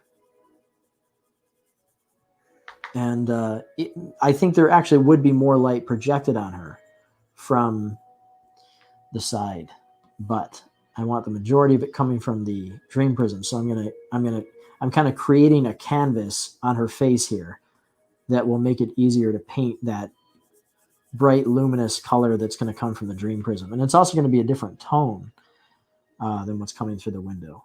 So that's good. I want to make sure that I can emphasize that. Shia asks, are you erasing the shadows to create highlights? Yes. Although highlights, actual highlights, will come later. That's during a process where I add a certain amount of texture to the face. At this point, it's really just about picking out the areas of shadow and light where needed. Now, the Dream Girl is probably going to cast a little bit of a shadow on her, but I'm going to paint that separately. I'm just kind of thinking about Sarah in terms of her, how much light she's receiving. And then I'll worry about painting in an additional shadow from the Dream Girl. So I'm just popping out elements here. Shadows, in case you're not sure, are where I put the majority of my time with these pieces, because lighting is really everything. when it comes to creating beauty, because it's how you basically define your contrast.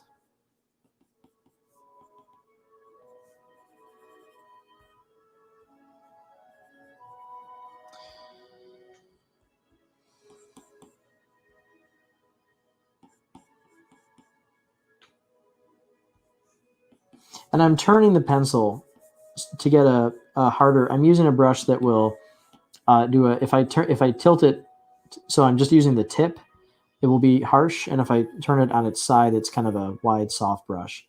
And I'm turning it when I need to get a harsher, highlight basically. And then when I need it to be softer, I'll turn it on its side.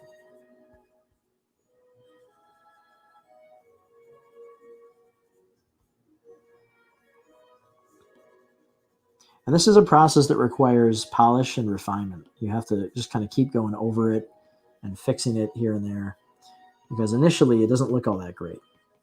The shadow itself is kind of it's a bit messy, especially with this brush. And that just requires you to basically go over it a number of times. So I'm also adding wrinkles that I don't indicate with a line with this. So I'm drawing with the shadows as well. Some of these wrinkles are just going to be in the shadow, so we won't see a line for that. And that's where I sometimes, as I've said a couple of times so far, that's where sometimes I'll actually get rid of lines, because I'll find that I'm defining things well enough with the shadow, and I don't really need to have that line in there that I thought I needed when I did the line art process. Even though this glows, I'm still gonna put shadows on it, because everything still gets shadows, even if the glow on it blows out the shadows, but it would still receive them. It still would receive the light from the window.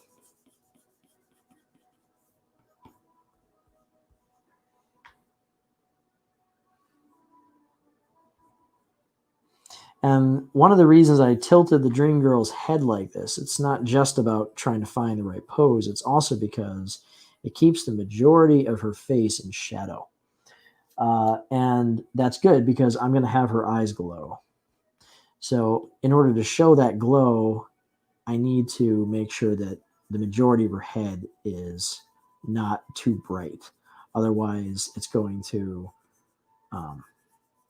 it's going to make it hard to see that eye glow. When I do cheeks, depending on how high the character's cheekbones are, the cheekbones are usually an area you get a little bit of a hard line there, and then I do a very soft fall off, very, very low opacity on the brush, so you kind of get a smooth cheek. Most of the head gets smooth shapes like that.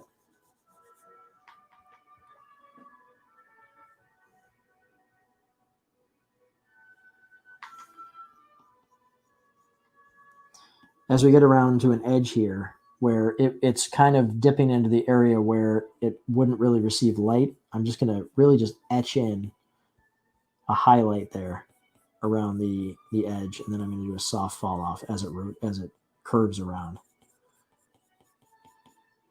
This is how you make things look three-dimensional.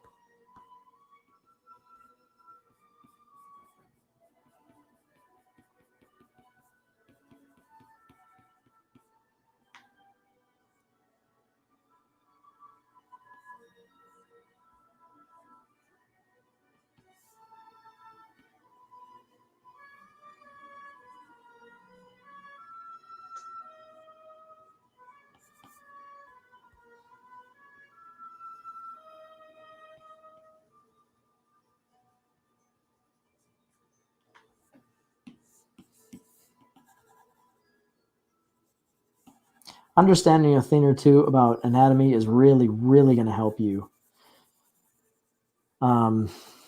It's really the best way to learn character drawing in general is to do figure drawing. So the more that you can expose yourself to the practice of drawing the human body in various forms and various ways, the better off you'll be. The more information, the more of a mental catalog of skill you will develop. It's good to have sort of an artistic talent stack like that you can pull from, so that when you have to draw something like a character's face, it's not an eternal struggle for you, because otherwise you can waste a lot of time frustrated, not knowing why things don't look as good as they could.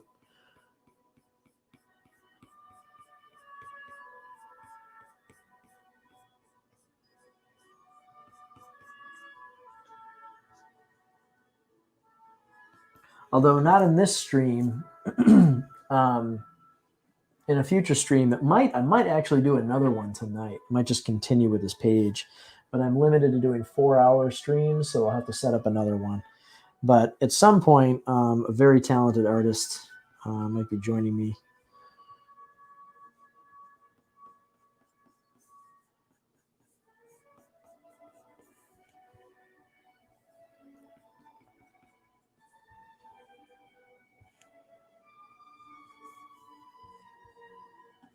And I'm turning the canvas too to get areas that are a little bit easier, rather than trying to adjust my arm position too much. I just turn the canvas, which I can do, using pinch and zoom on the iPad, which is very helpful. If you're on a tablet computer, then there are different functions that you can do to rotate the canvas.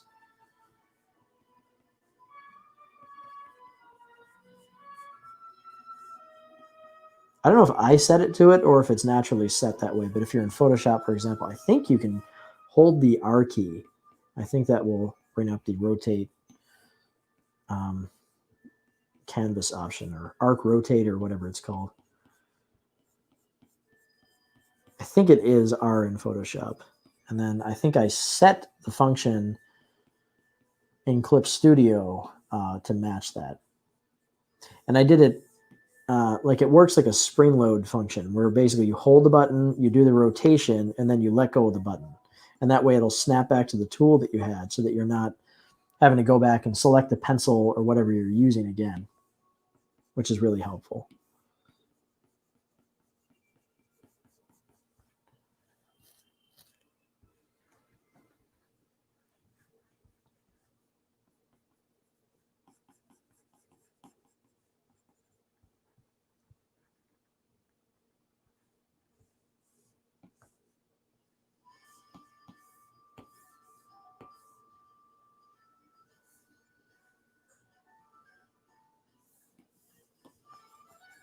I just made a selection here so that I can paint out the shadow without going over the jaw here.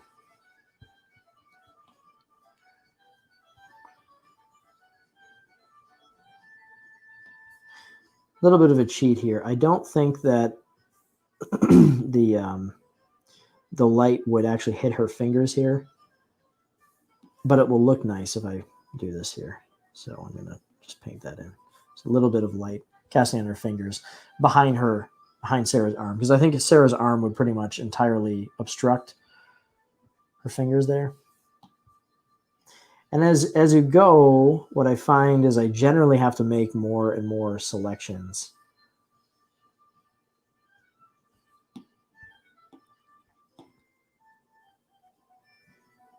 To keep from messing up the stuff that I've already done.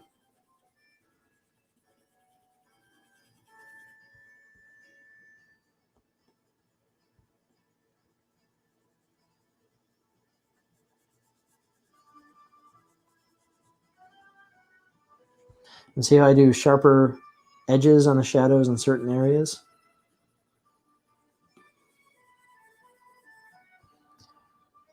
That comes down to just understanding the 3D shape of things.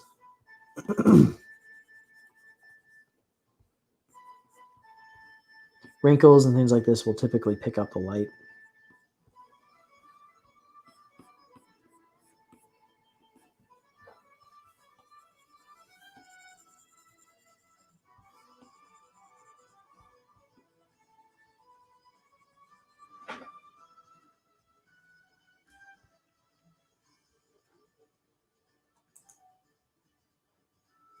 Oop, looks like I've had that.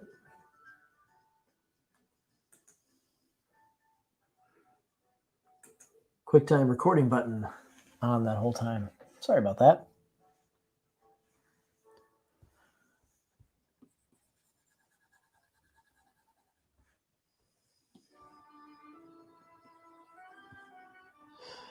So her arm is colliding with her. I think it's colliding with her leg. So I'm going to indicate that with kind of a harsher shadow. That the leg would be kind of sort of casting onto her arm like that. Maybe there's a little bit of a wrinkle. See, by doing that sort of wrinkle like that, it creates an impact. And you can see that there's a connection between objects. That's important to indicate. It helps give a sense of the space that your illustration occupies.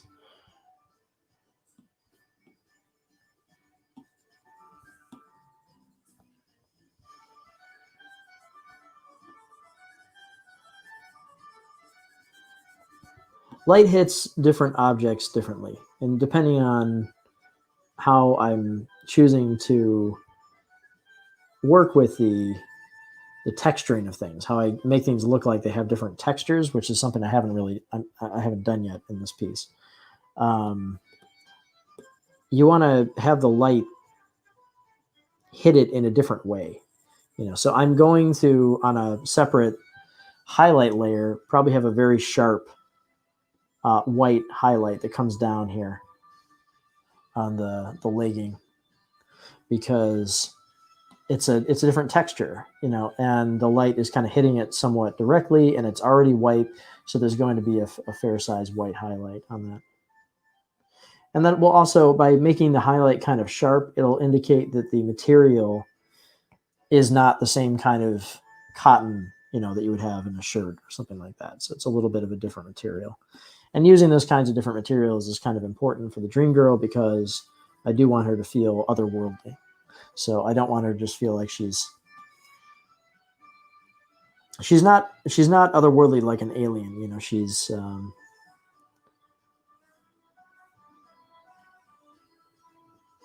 it's kind of hard to explain. I want her to be down to earth, but also feel like she comes from someplace else.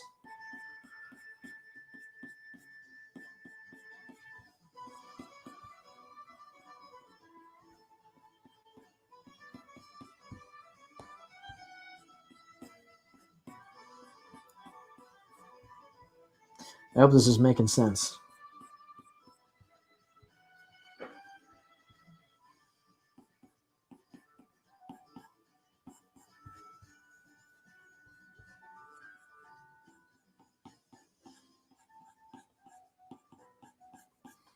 So stuff like this, I'm going to get rid of these lines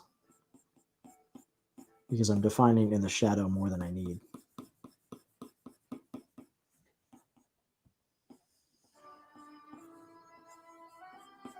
See, it's a combination of sharp and soft application of the shadows. Hard and soft edges. They balance together. They create kind of a music.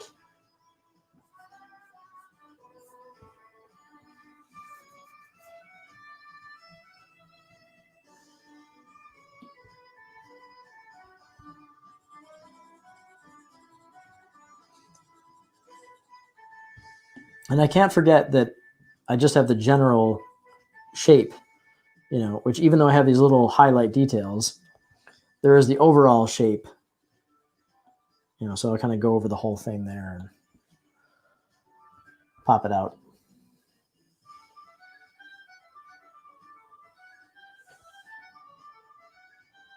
I don't stress out too much over character anatomy for Dreamside.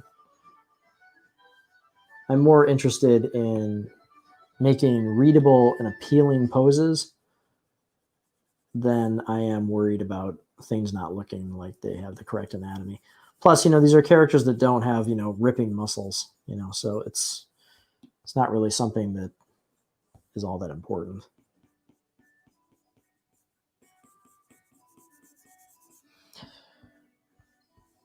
See how I have a very soft shadow here, but I have very hard shadows here. That's because the objects that are casting the shadows, which are these cuffs, are right up against the skin. So they're going to create a very hard line. But then the arm is just a round cylinder, so it's going to have a very soft shadow because there's no hard edge. If I were to paint in a hard edge, I would either have like a kind of a toony art style, or the indication is that there's a sharp edge right here, like a corner.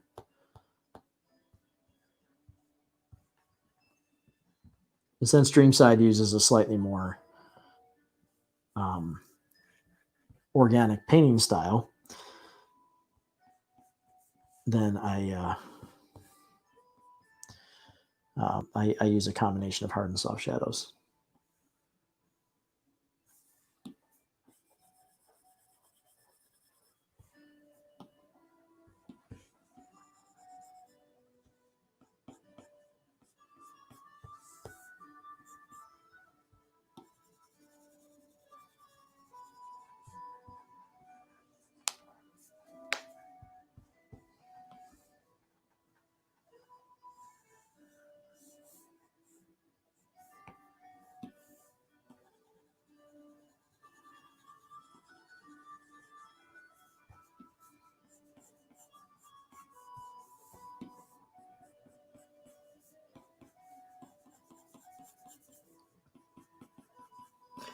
Don't mind me if I occasionally go silent.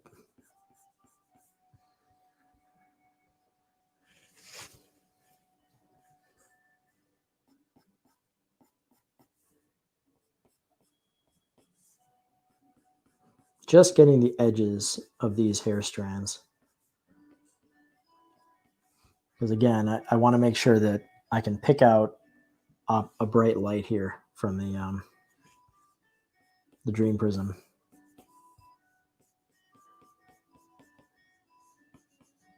Sometimes I'll find some shapes in here that I didn't have indicated with a line, so I'll add that in the shadow process. And that's part of what gives it. It really helps the painting overall to get the, just color-based shapes instead of line-based shapes.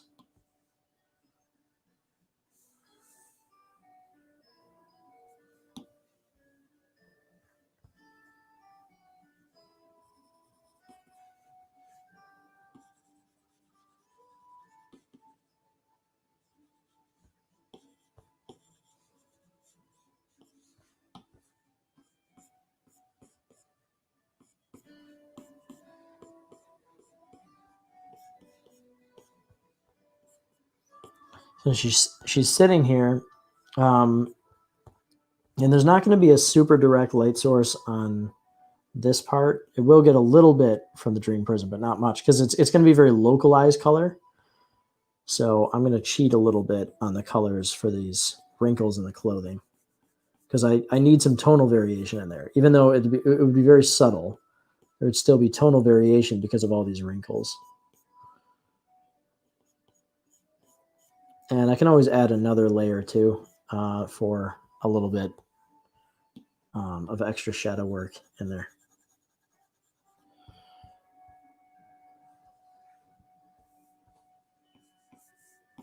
Sarah's wearing like cotton leggings, so they'd have very diffuse light. There'd be no highlights or anything. Diffuse light is, evenly spread light that has very, very soft shadows. Like or very soft edges. There's basically no hard. There's no like highlight on it that will pop them out. Otherwise, it'll. If you do that, it'll make it look like she's wearing plastic pants, or like pleather or something like that, which is not the effect I'm going for.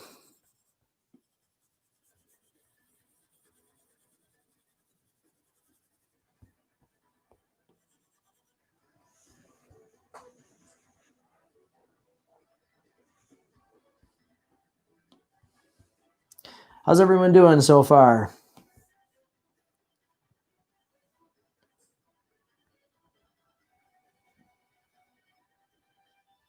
Sometimes I'll make a more interesting shape like this that is very digital looking, but it helps me pick out the shapes, and then I can refine a little bit.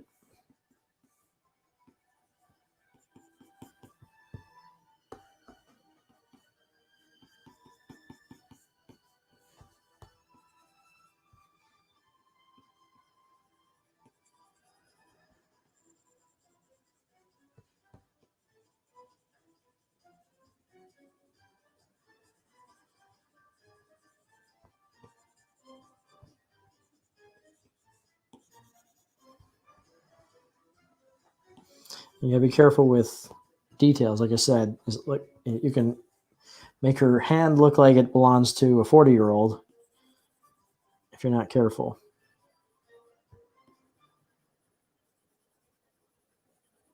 And while I'm not indicating Sarah's age, she's definitely not 40. So you need to make sure that you keep things mostly smooth.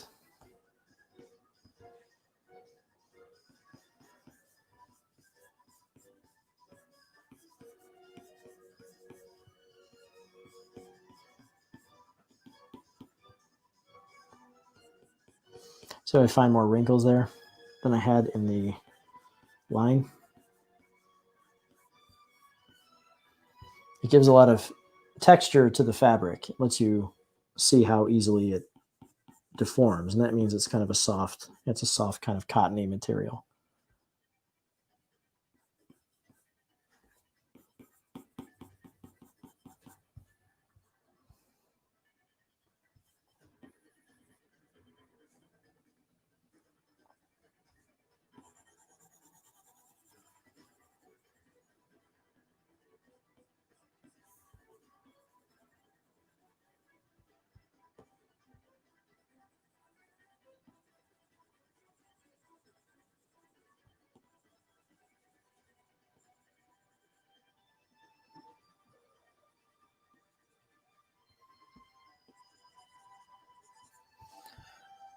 This hand is not in the direct path of light. Her left hand, our right. So I kind of just do a sort of a soft, almost ambient lighting on her fingers here. They're ones that are turned like this. See, they're turned, so they'll get a bit more light.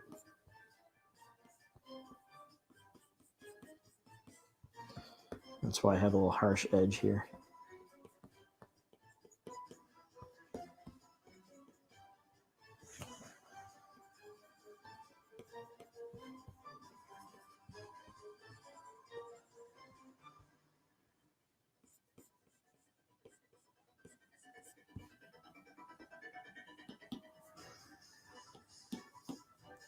All right, but this is where I start kind of pulling out the shadow or the pencil line as I refine this a little bit, because I've got a lot of the shape indicated in the shadow now.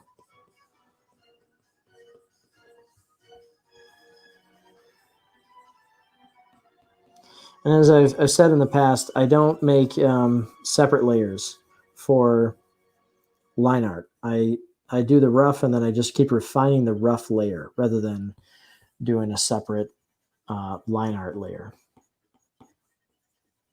I do that because it allows me to control the energy level of the line a little bit better. If I change things to if I make a new layer, I run into this problem where I start losing the energy of the original line. I think her thumb is maybe a little bit squat here, but that's just because I'm trying to indicate that it's turned toward us. I think I'm okay with that.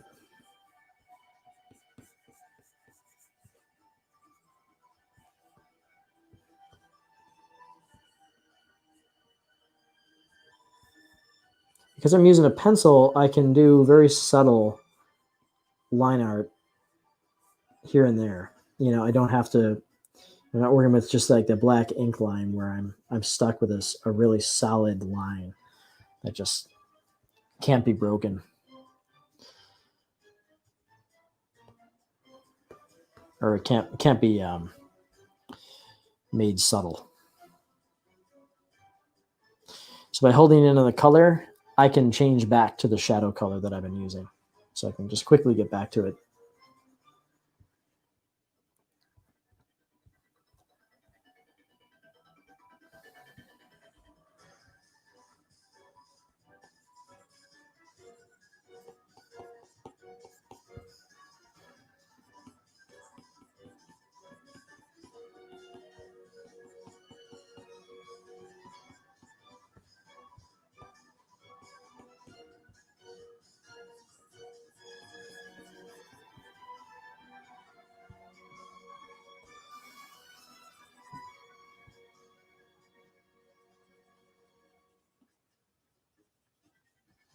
So by adding a little bit of highlight on the Dream Girl's shirt here in this kind of like middle corner, I can make it look like it's peeled out a little bit, like it's coming toward us just a little bit. It's like if you were to look at it from the side, it would be like the corner would kind of be drooping a little bit. By just adding a little bit more light to it, because if it has more light on it, it looks like it's rotated a bit and it's facing the window a little bit more. You see how that pops out?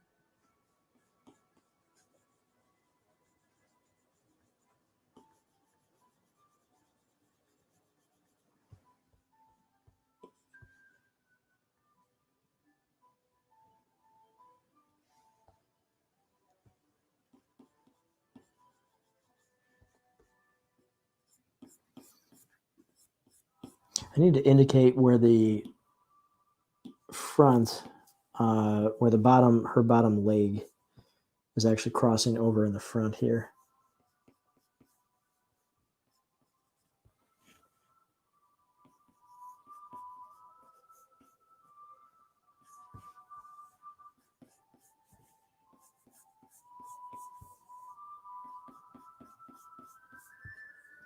Because she's got her legs crossed.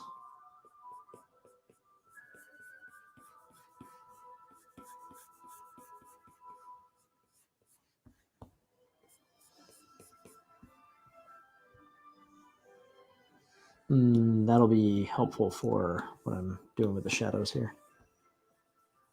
Because I know that down here, I can make it a little darker. Because that's part of the upper part of her leg that's kind of in the background.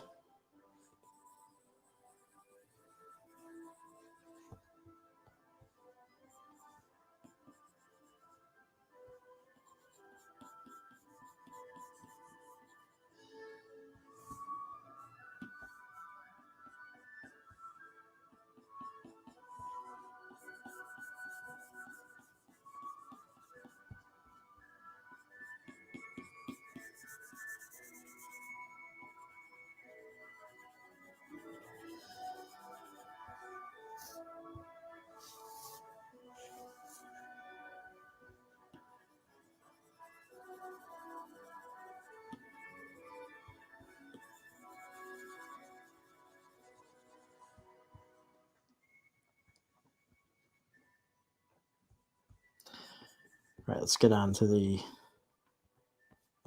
bed plane.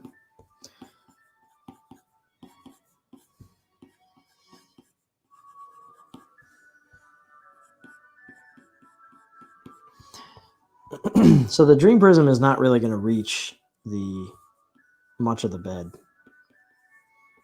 So most of the shadow work is going to be what is projected from the window.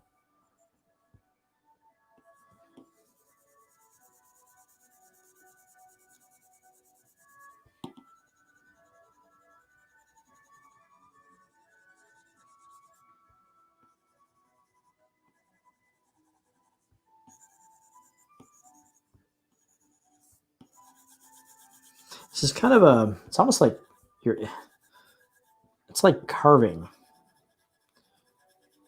Just sketching in this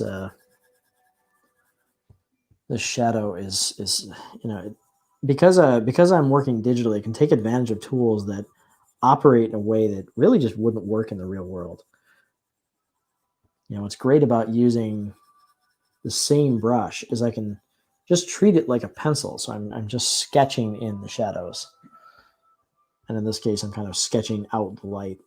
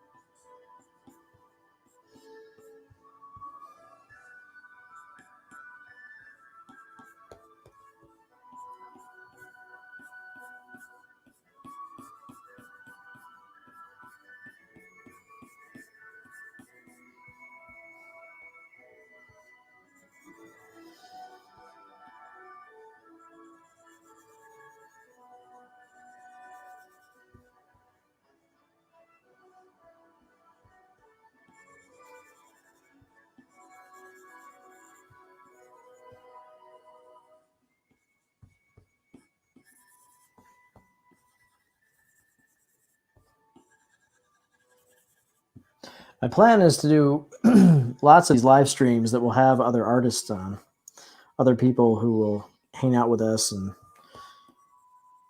be able to show off what they're doing and react to what I'm working on, and I can react to what they're working on, and that'll, I think, make them a bit more interesting than me just sitting here drawing the whole time. And I'm working out plans on that. One of the things that we really have to narrow down is kind of a more consistent time, so that people know when to expect it, and that helps people find the streams. And right now, since we're just kind of getting started with it, I'm just experimenting and seeing what works and what people like, and how long they should be. Because for me, I'm just working on this all day, so I'm perfectly happy just leaving the stream on. But if you have any thoughts of what you would like to see in that regard, let me know.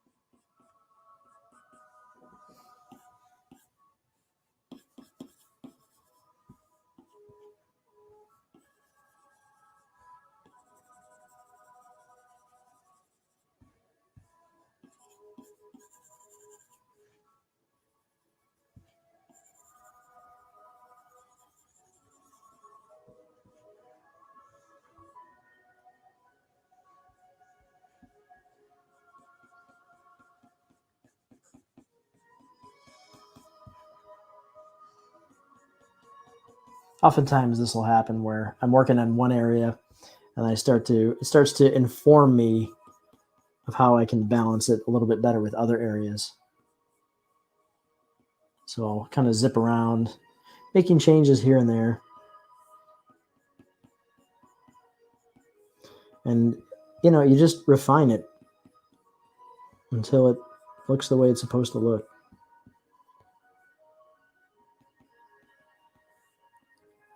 It looks the way it's supposed to look when it's polished and everything seems to come alive.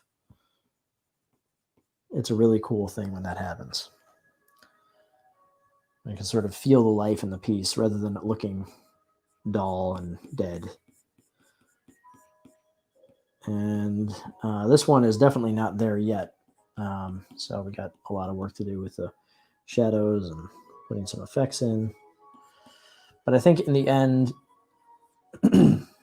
I'll compare it to the original and we'll see, but I have a feeling it's going to be a strong improvement. And that's, of course, possible because of you.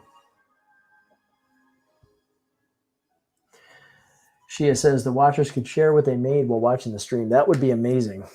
That would be fantastic. Are you working on art right now?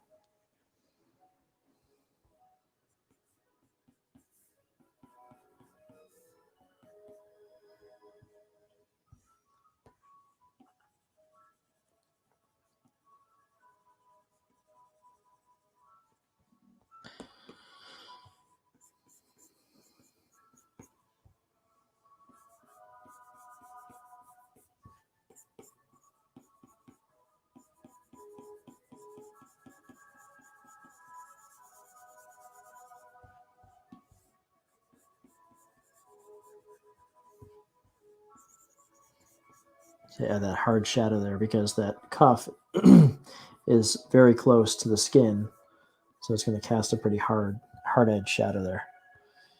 And see how we just don't need these lines anymore? They're kind of just not necessary. So I'll take those out as I go. It's very hard for me to tell, though, when I'm doing the line art, what I'm going to end up wanting to take out. It's tricky.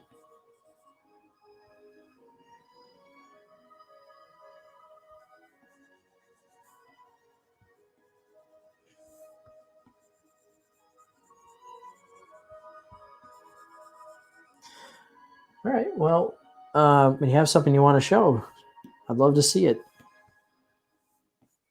You can even have people jump on the stream. I don't have a problem with that.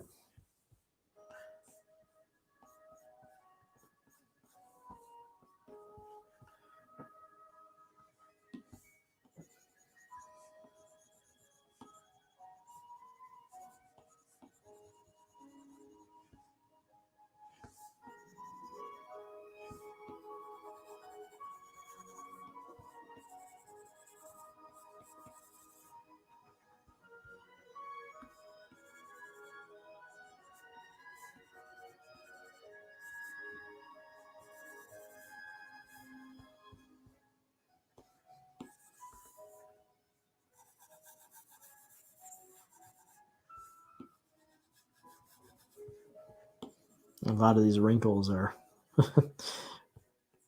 wrinkle lines are just not needed.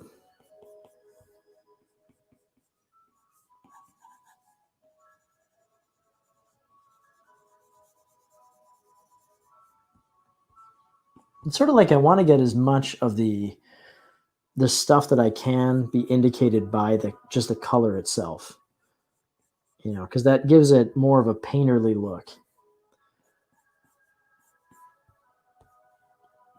But I still want to make sure that I have outlines. It's just that they're a little bit more of like a contour style line. And of course, as I'm adding a bit of contrast with the shadows, I'm starting to see areas where I need a little bit of emphasis in the line, because stuff is just kind of getting lost. And I can get that contrast different ways too. But with Dreamside, I've sort of set the rule that I am going to be using lines. And so I need to try and find a balance between picking things out via contrast through shadow, through color, and also through line.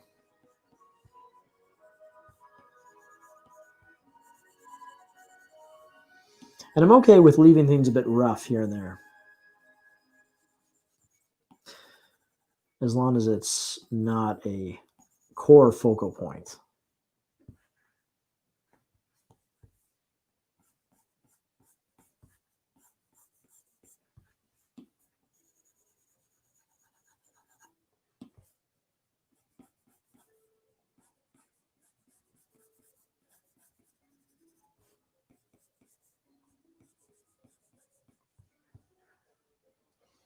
Another problem with the stream is sometimes I'll end up with a situation where I just am stuck on something that I just can't fix.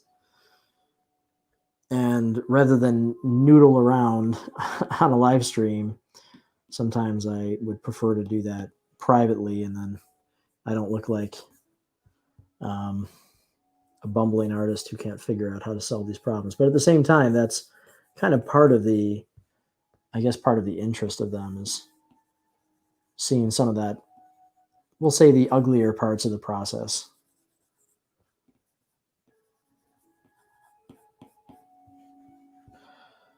But yeah, that does happen a lot. Sometimes I just don't know how to proceed with something. You know, I'll know that something's a problem, but that doesn't mean I know how to fix it. And so I have to experiment. Yeah, I admire artists who have that vision, who can not only see problems, but kind of just immediately know what has to be done to fix the problem. Because I can do one of those things pretty well. But the other side of it is I can know there's a problem, and then it can take me days and days to fix it. And depending on how important the issue is, it might be something I just can't really move on until it's fixed. You know, so when that happens, it's kind of a problem.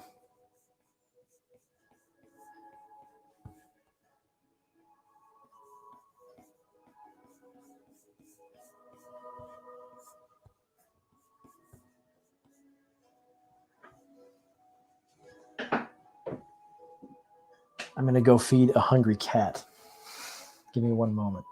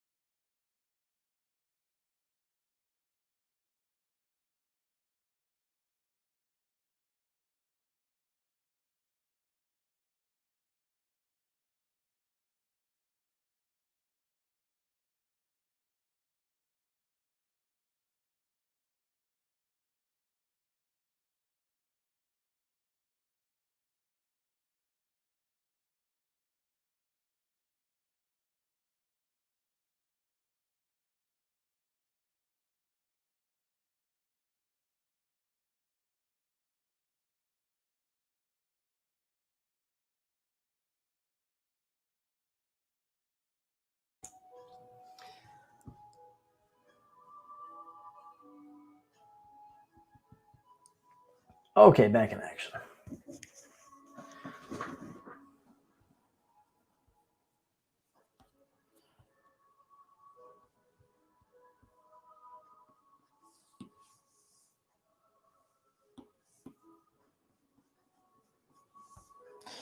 So let me know if anybody has any questions. Let me know.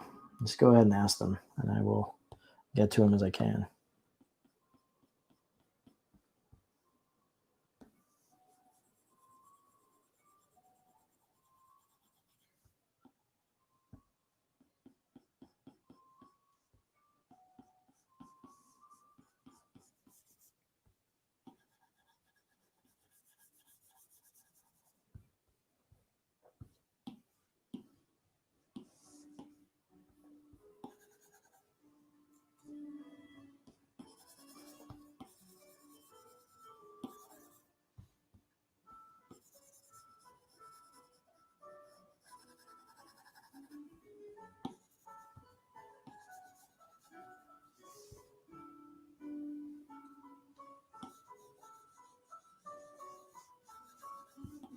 And also, let me know if you have any tips for improving these. I want to try and make them more interesting for people.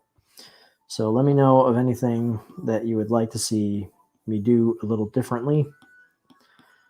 And that'll help me just refine these over time.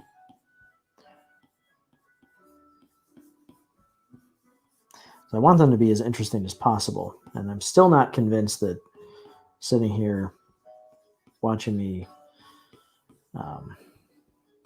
paint these is all that interesting. I feel like if we're going to do a specific feature or something where I'm going to show you kind of a cool element, but the problem is with doing these pages, it's just so much. You know, there's just a lot behind it. So it takes a long time. It's very repetitive. So if that's interesting, then cool. That's what I was hoping for. But if not, then we can kind of hone them in a little bit more, and we could change the structure of them so that they're a little bit shorter and based on kind of maybe individual tips and tricks and that sort of thing. Oops, sorry about that. But yeah, let me know what you think.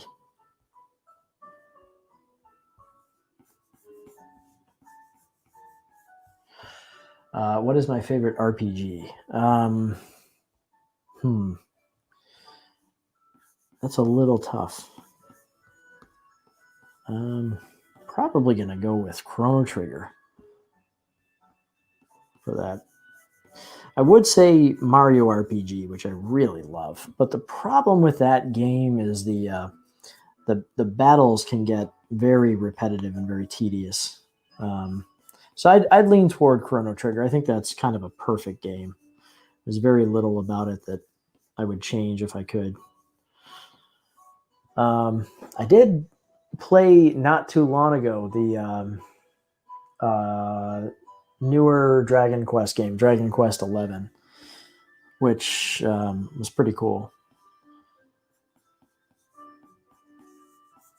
I like Final Fantasies. I like the old school Final Fantasies. I'm not crazy about what they're doing with the new one. But I do really like the old Final Fantasy 3 or 6, Final Fantasy 7. Those are great.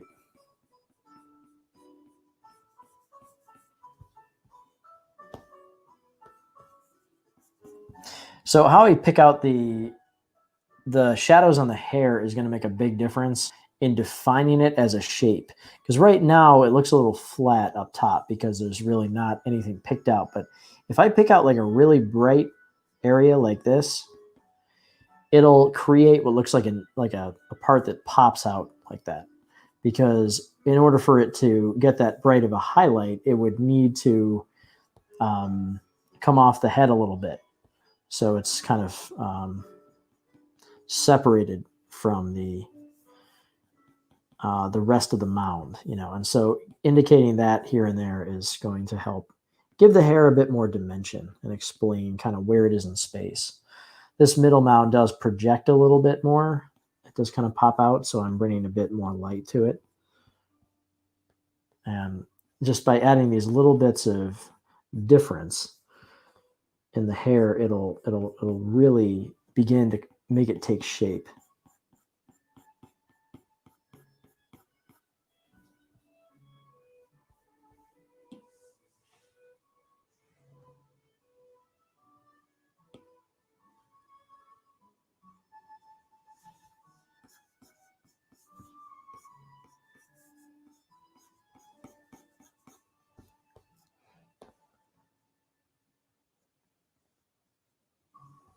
Yeah. Chrono Trigger's a classic. That's a good one.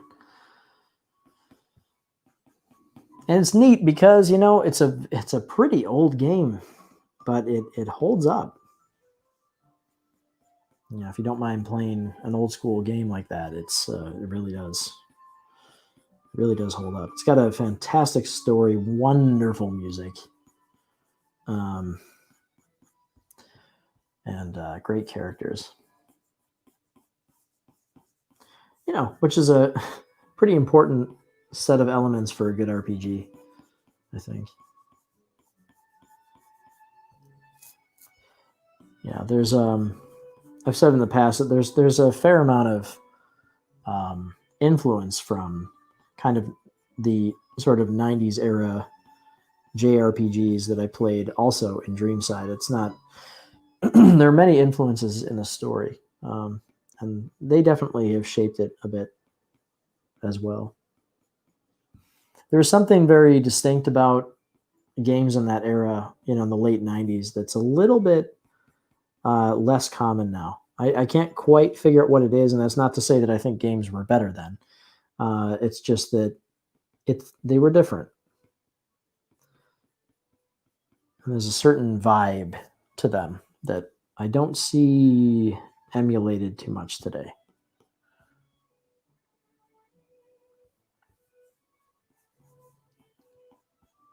Good example might be that Final Fantasy remake, which I did see a little bit of, but it feels very different from the original game to me.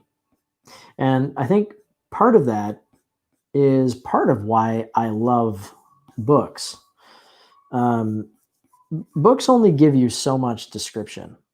You know, you don't hear music unless there's, you know, music accompanying the book. But, you know, if you're reading a book, you're not listening to music, you're not hearing voice, you're not seeing motion. And so there's a certain amount of information that you get, and then there's a certain amount of information that you as the reader have to create in your head, which is why books are very good for imagination. So if I give you enough visual description that you have a kind of a foundation to play with, but you don't really know what these characters act like or sound like, you only kind of get enough description to give you something to work off of, you know, but you have to fill in the rest. I think with the Final Fantasy remake, they so completely defined things that previously were, you know, up to the imagination of the player. And so everybody kind of had a different idea of what the characters sounded like, and maybe you couldn't even really make out that much face detail because the sprites were so simplistic. And there was something charming about that, you know, because you can kind of make it your own. And I think it kind of might have rubbed people the wrong way because they had an idea of what the characters were like in their head, and then that was sort of transformed into something else that might be better, it might be worse, you know. But the point is, it's different. And if you get comfortable enough with something that you've designed a certain way in your head, and you see it represented differently, that can be unsettling.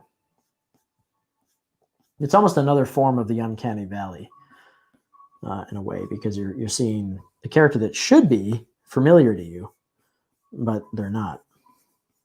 It's kind of a disquieting feeling, almost like somebody had taken control of the bodies of your friends or relatives, and they don't act like your friends or relatives anymore, and it's a very strange sensation. So as much as I appreciate what they did, it's subject to an unfair, a truly unfair level of scrutiny, because the original games were very popular. The original title of Final Fantasy VII was really, really popular, as a lot of people grew up playing games from that era in my generation, and I know that they kind of have an attachment to things a certain way. I start with red because it's the most dominant color, and it's the color that's closest to her head, to her face. So I start with red just because, it really wouldn't matter. I could start with any color. Just the point is that I want to get a bulk shape that I can then use as a selectable region. And something I would love to see Procreate get in the future would be a non-contiguous color by selection, meaning that I could select everything that has this particular color and it would select everything at once and isolate that. That would be very, very useful. That's a tool that you have in software like Photoshop and Clip Studio, that for coloring work and doing shadows like this can really speed things up because it can lock in what you're allowed to paint, just as though you had made a selection and you're locked into that selection. You can see how long the Dream Girl's hair takes to paint, by the way. And this is the shadow, so of course I'm still doing the color variants as well.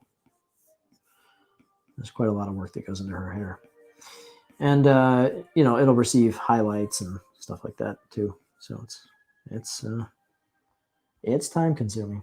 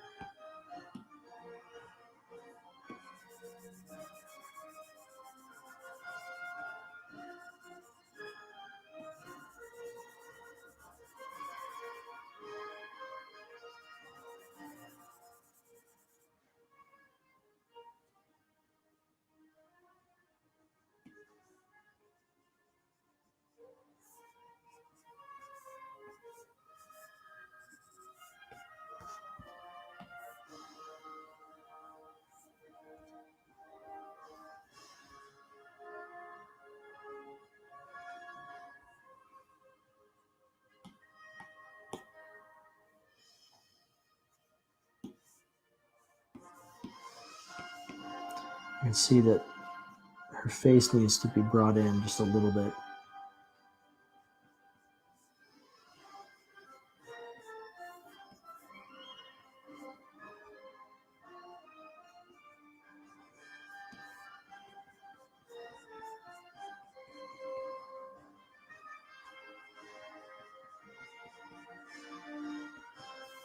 As you make line adjustments like this, you reveal, areas of color that are not finished, which is annoying. And you have to go in and, adjust the positioning of the color of things. But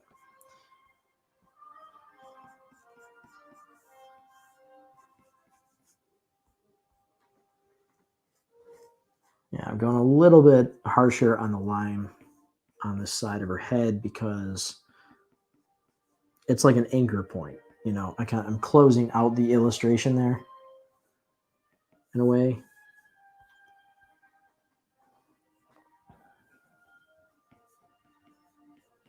And I'll balance that a bit more. And then when I color the outlines too, that provides a little bit of a further adjustment of the contrast.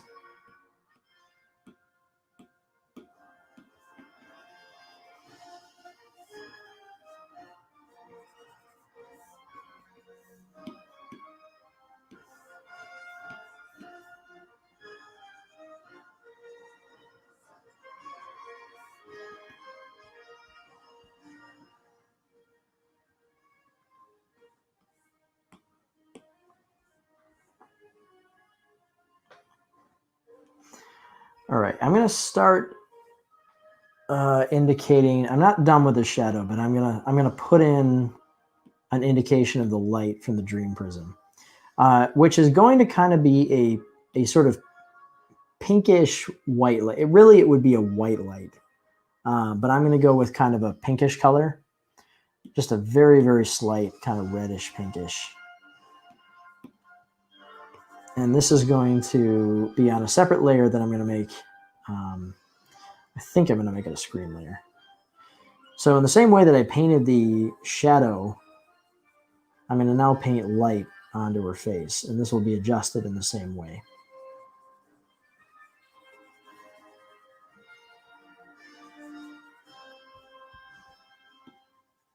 It's gonna look way too much at first, but that'll all get painted out. And the closer we are to the dream prism, the more intense the color would be, more intense the light.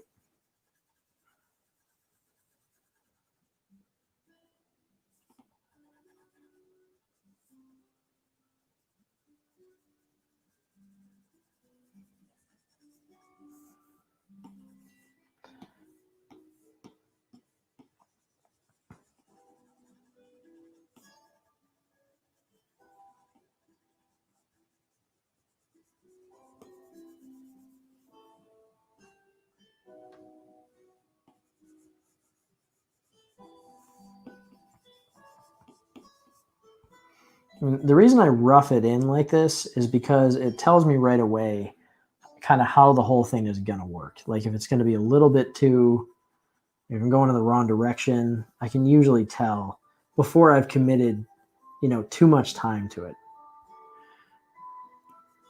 Now, in this case, I've already painted it, in another version. And, so I've already kind of tested the grounds, so to speak, with this. But in general, it's good to kind of rough things a little bit so that you can make sure they're going to work. All right, I think I'm going to try an overlay layer with that. Because I think I'm going light enough with it. I think we might be able to make this work. An overlay layer is going to blow out the colors a little bit. But since I'm going with such a light value, I don't think it'll get too intense. All right, and now I do the same thing that I did, but once again, I've got to have some knowledge of the shape of their heads and their faces and their features in order to know kind of the general shape of things here. So a good example would be here in the cheeks. You get a little bit of a bend.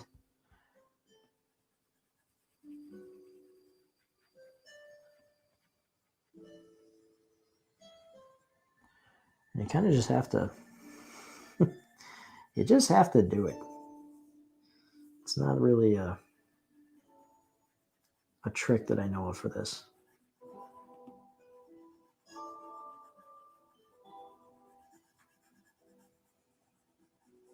Just have to understand the planes of the face.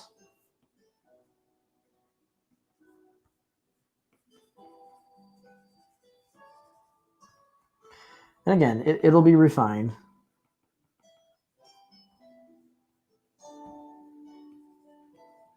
So I'm doing different levels of detail with this, basically. Figuring out the general shapes, and then I'll refine and polish.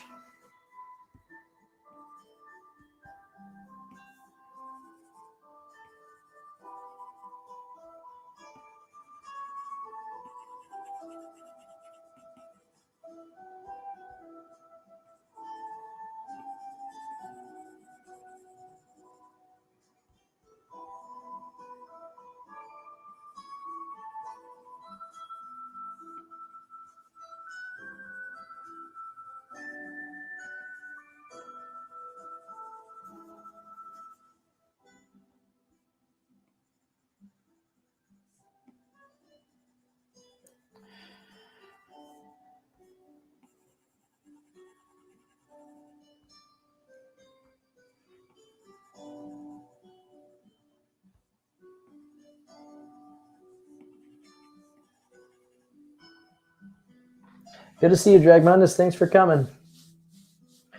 Thanks for the compliment. Appreciate it. Yep, moving forward on it. It'll get better and better as we go. Or I'll screw it up and it will be awful. But I don't think so. I'm going to make that not really my intended goal. I don't really want to screw things up.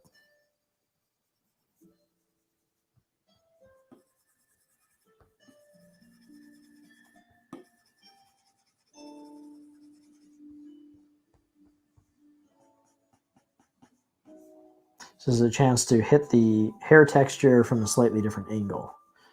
So I'm still indicating the strands of hair, but it's just not really it's not hitting the same exact angle that the hair through the window, of course, is going to hit, because now this is coming from below. So I need to think about how it would cast shadows coming from a different angle. And as before, I'll erase, and then I'll come back and add. So I'm adding, I'm erasing, I'm adding, I'm erasing, and I'm making just the changes needed as I go, just kind of feeling it out. That's how it goes.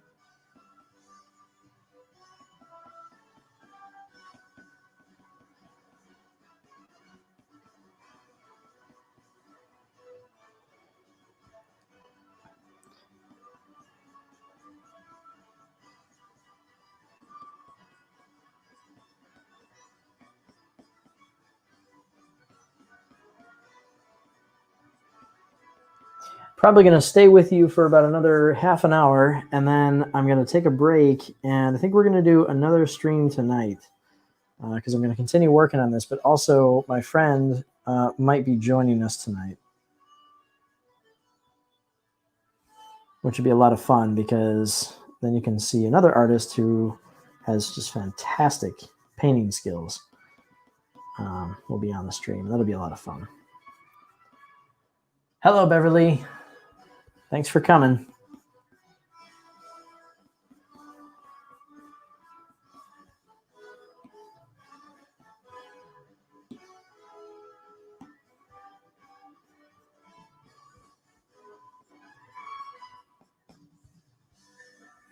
Starting to feel a little bit like a projected light. A little bit.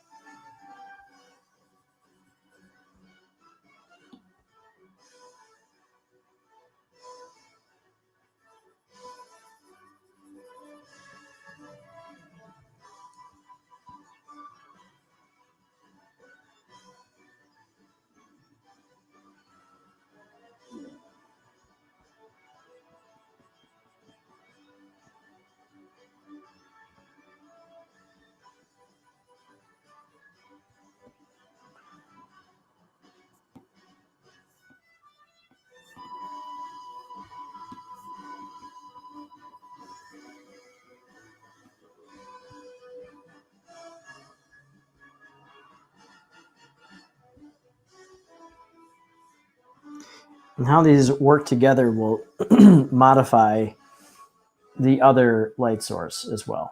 So I'll get information that I need to know what I have to change in the other light source. So, because I've got to make sure that these harmonize, they balance pretty well. And that's something that I can't really tell until I've gotten a good amount of progress on both of them.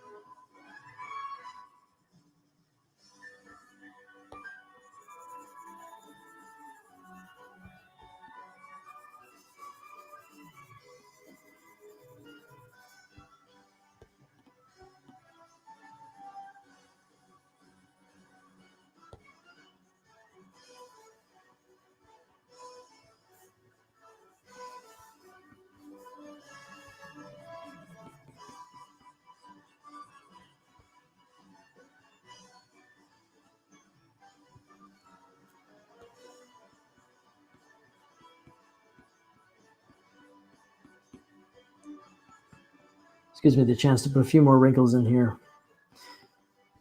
Clothing wrinkles just add so much. Any chance you can do to add a little bit more detail in the shadow like that is just gonna add a lot more tangibility to the piece.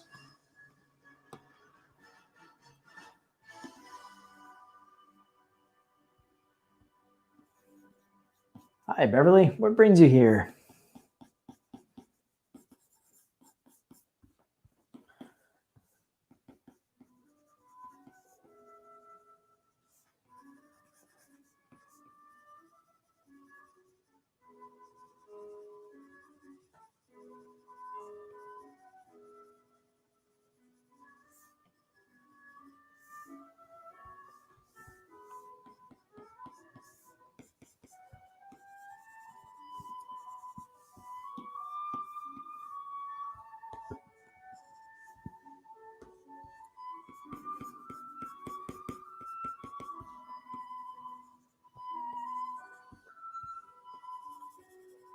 Gotta be careful with how sharp I make the lines for the light.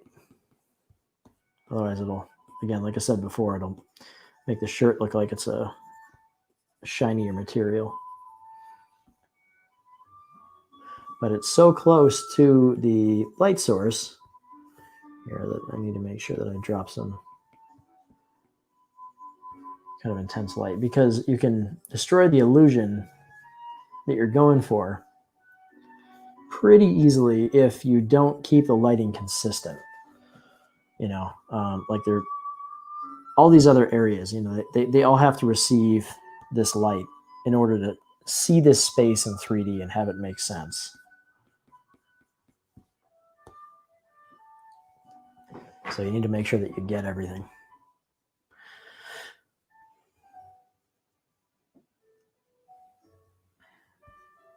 Beverly, haven't seen the stream in a while. I look forward to Dreamside. Fantastic. Yeah, we're going to be doing a lot more of these streams. And we'll have all kinds of awesome people coming to join us too, here and there, as time and availability permits. Speaking of which, there's Christina Lynn. Can't join today, but you'll hang out in the chat. Great. Okay. Well, like I said, I've got about another 25 minutes or so on this stream, and then I'm going to be setting up another one tonight where I'll continue with the page, and I'm going to have, I think I'm going to have a friend of mine on who is a painter.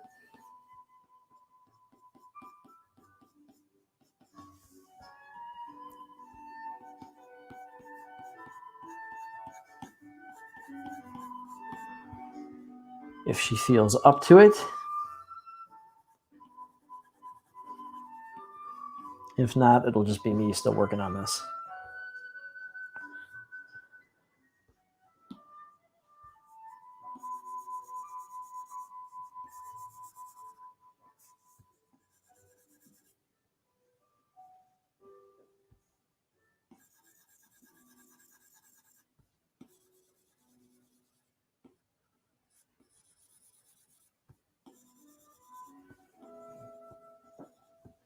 Now this is actually like a plastic material here.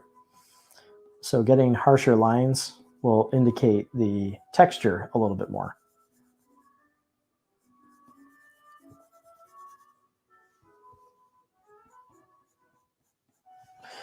Because plastic receives light differently than fabric, you know, and different types of fabrics all receive light in different ways. But it's highly reflective, or rather, it will bounce back light in a harsh way, which is why you see these kind of intense, sharp highlights on plastics. And that's how you get something looking like it's a hard material like that, as opposed to a soft material like the cotton that you see on her shirt.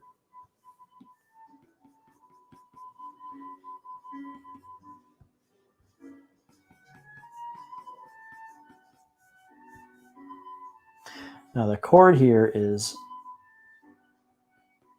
lifted off her shirt. So there's going to be kind of a hard shadow here, and then it's going to gradually get softer until it fades out around here.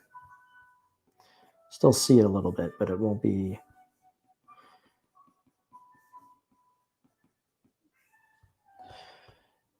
very dark.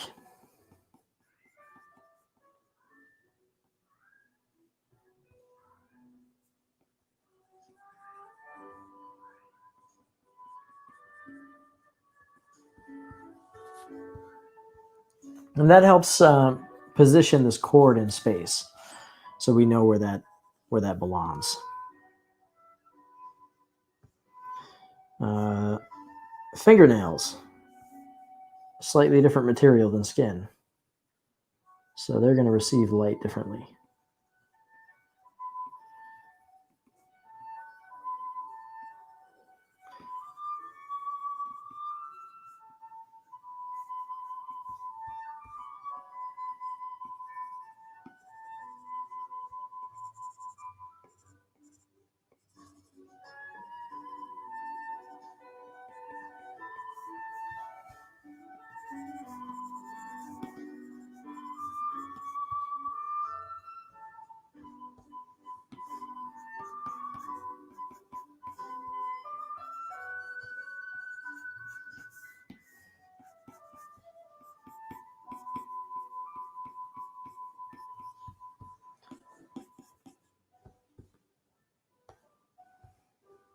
Should probably indicate the actual object that's glowing. And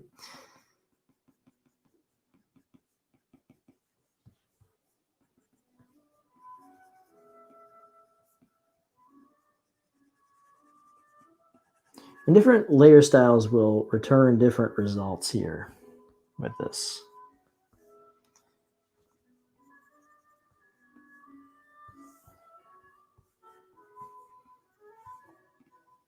Skin is odd when it comes to shading, because unless it's wet, it doesn't really get bright highlights. But because it's so complicated in terms of what's going on with like your the oil levels on your skin, it can kind of create little highlights here and there. And if you do shine a bright light on skin, you're going to get a pretty intense highlight.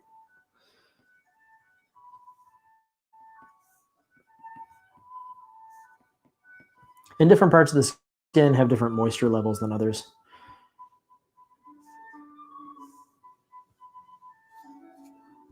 So it's good to be aware of that.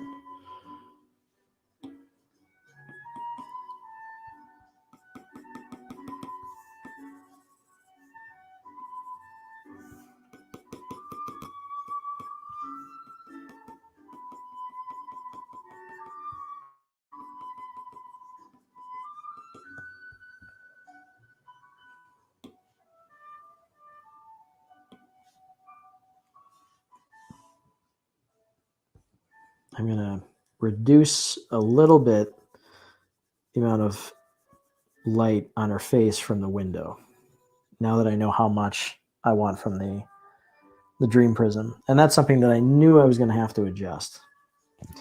But I need to get that Dream Prism in there so that I can tell how to balance it.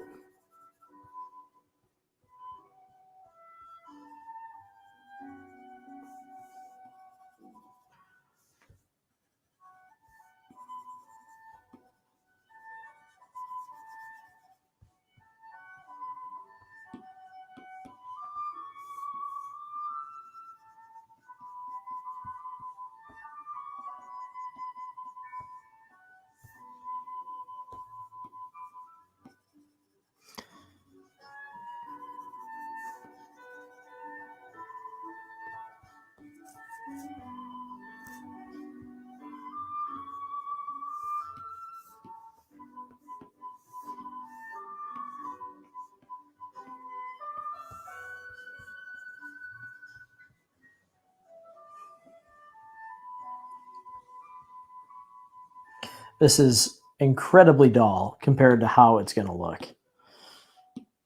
So just bear with me on that.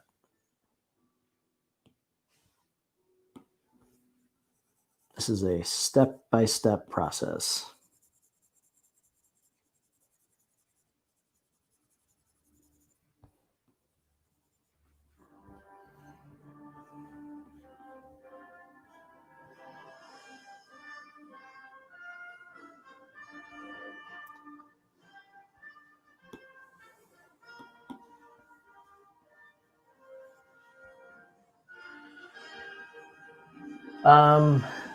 This is music from Xenoblade.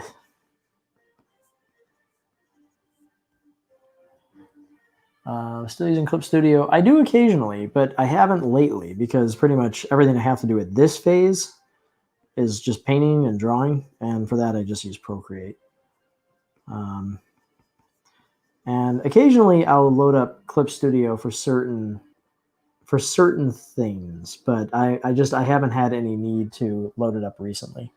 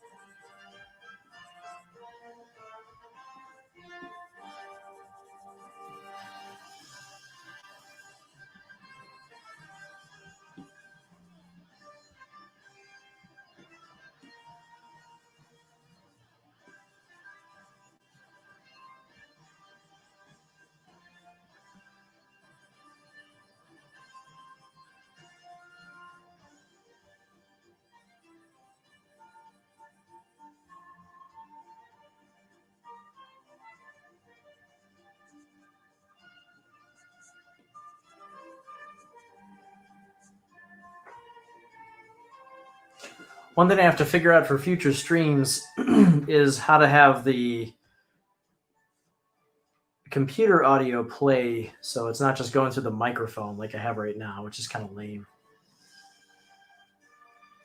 So if anybody has any tips on that, let me know.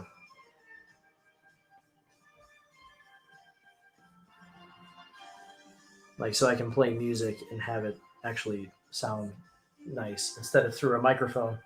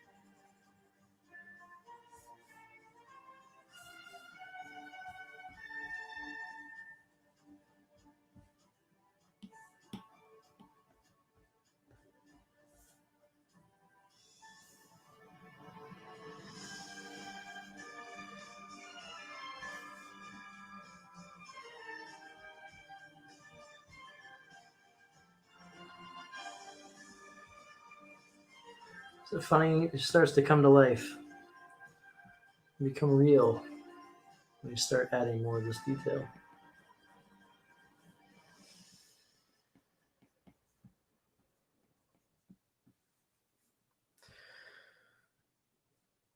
What page number am I on? This is in chapter 4, and it's actually toward the end of the first book.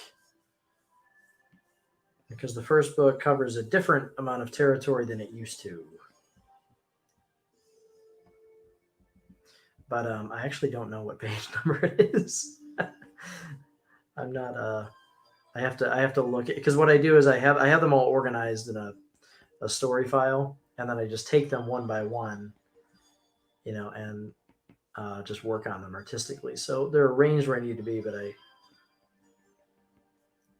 can't tell you what page file it is. This has got to, it has to be somewhere around maybe 75 or so, I'm guessing. Maybe 80.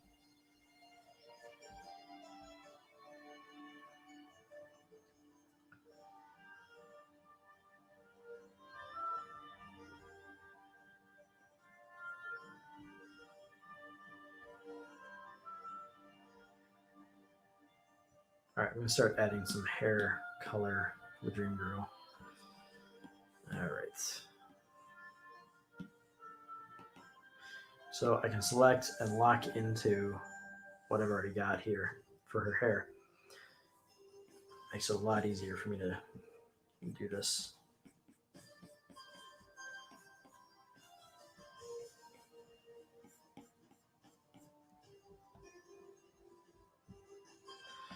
Okay, so in general, when I'm painting her hair, I'll get sort of a gradient going.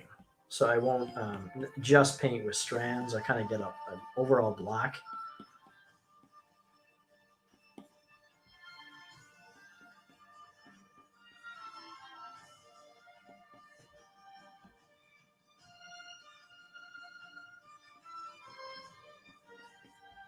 And as I go up, I'll change the colors.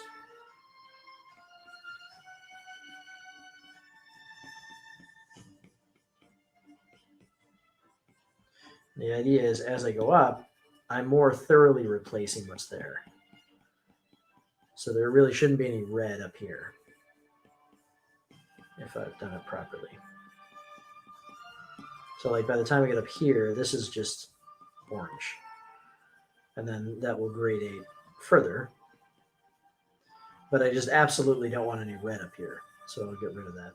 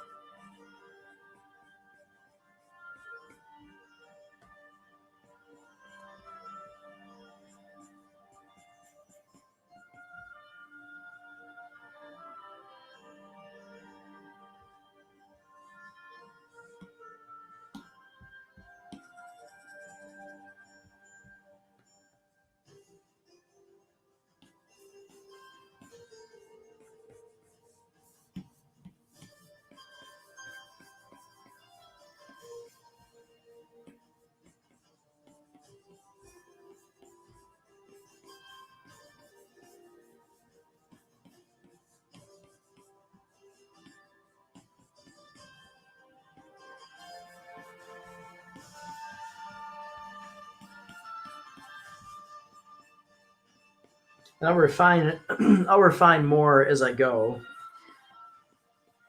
but this is good for getting kind of a general positioning. I also have certain colors that are in the cooler range that will make their way down even to like the very front.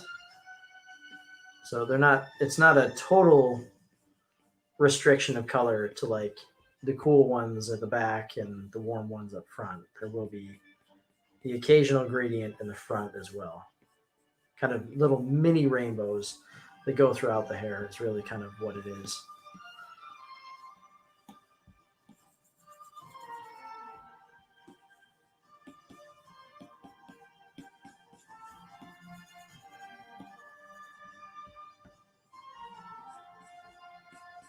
Which is why it's just another reason it's so time consuming is that it's not a lazy rainbow. You know, I could just do a gradient, um, but that just would get a really boring result. It would be fine with a certain art style. You know, if I was going for something that was a bit simpler, that would be fine. But as it is,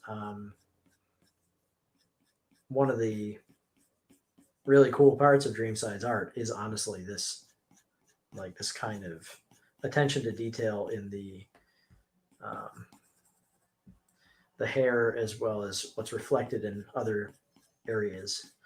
But you gotta, you know, it requires the time to be spent on it.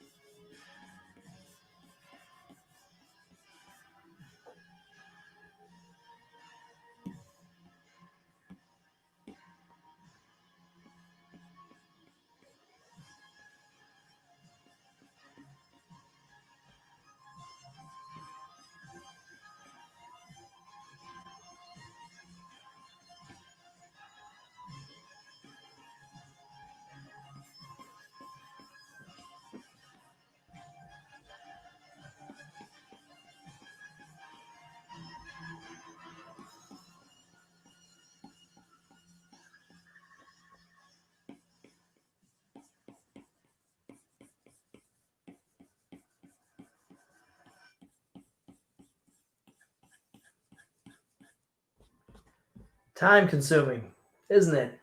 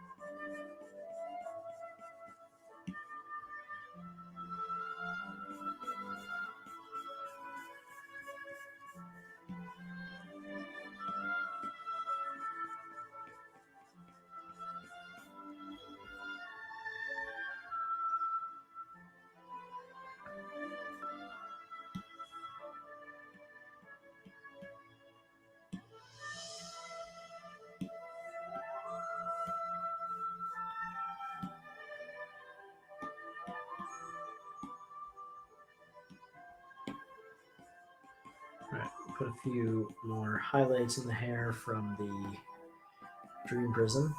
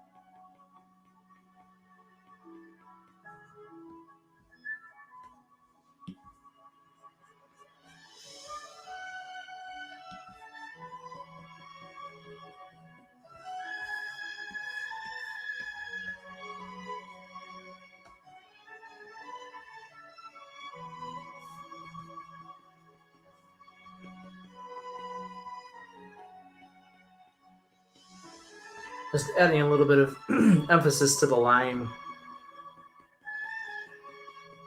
So now that I've got a bit more detail in there, I can start to see where I need to emphasize things a bit.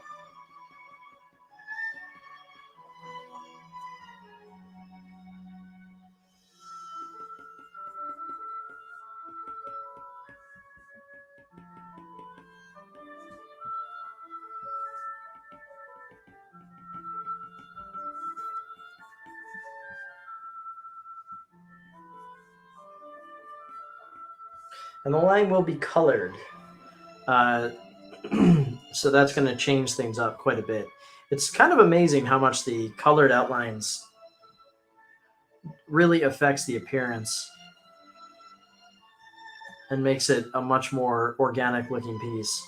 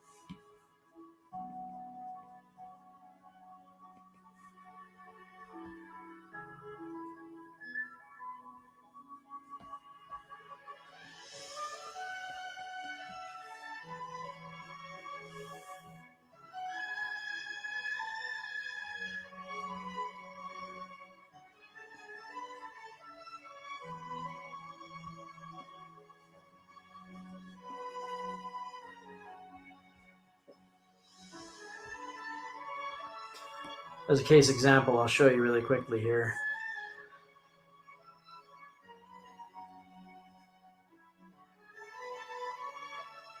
So I think we're coming up to the maximum time it's going to allow me on the stream. Ooh, we hit 4 hours. That's a long stream. But yeah, in general, what you do is I'm going to cover up the line by doing an alpha lock selection.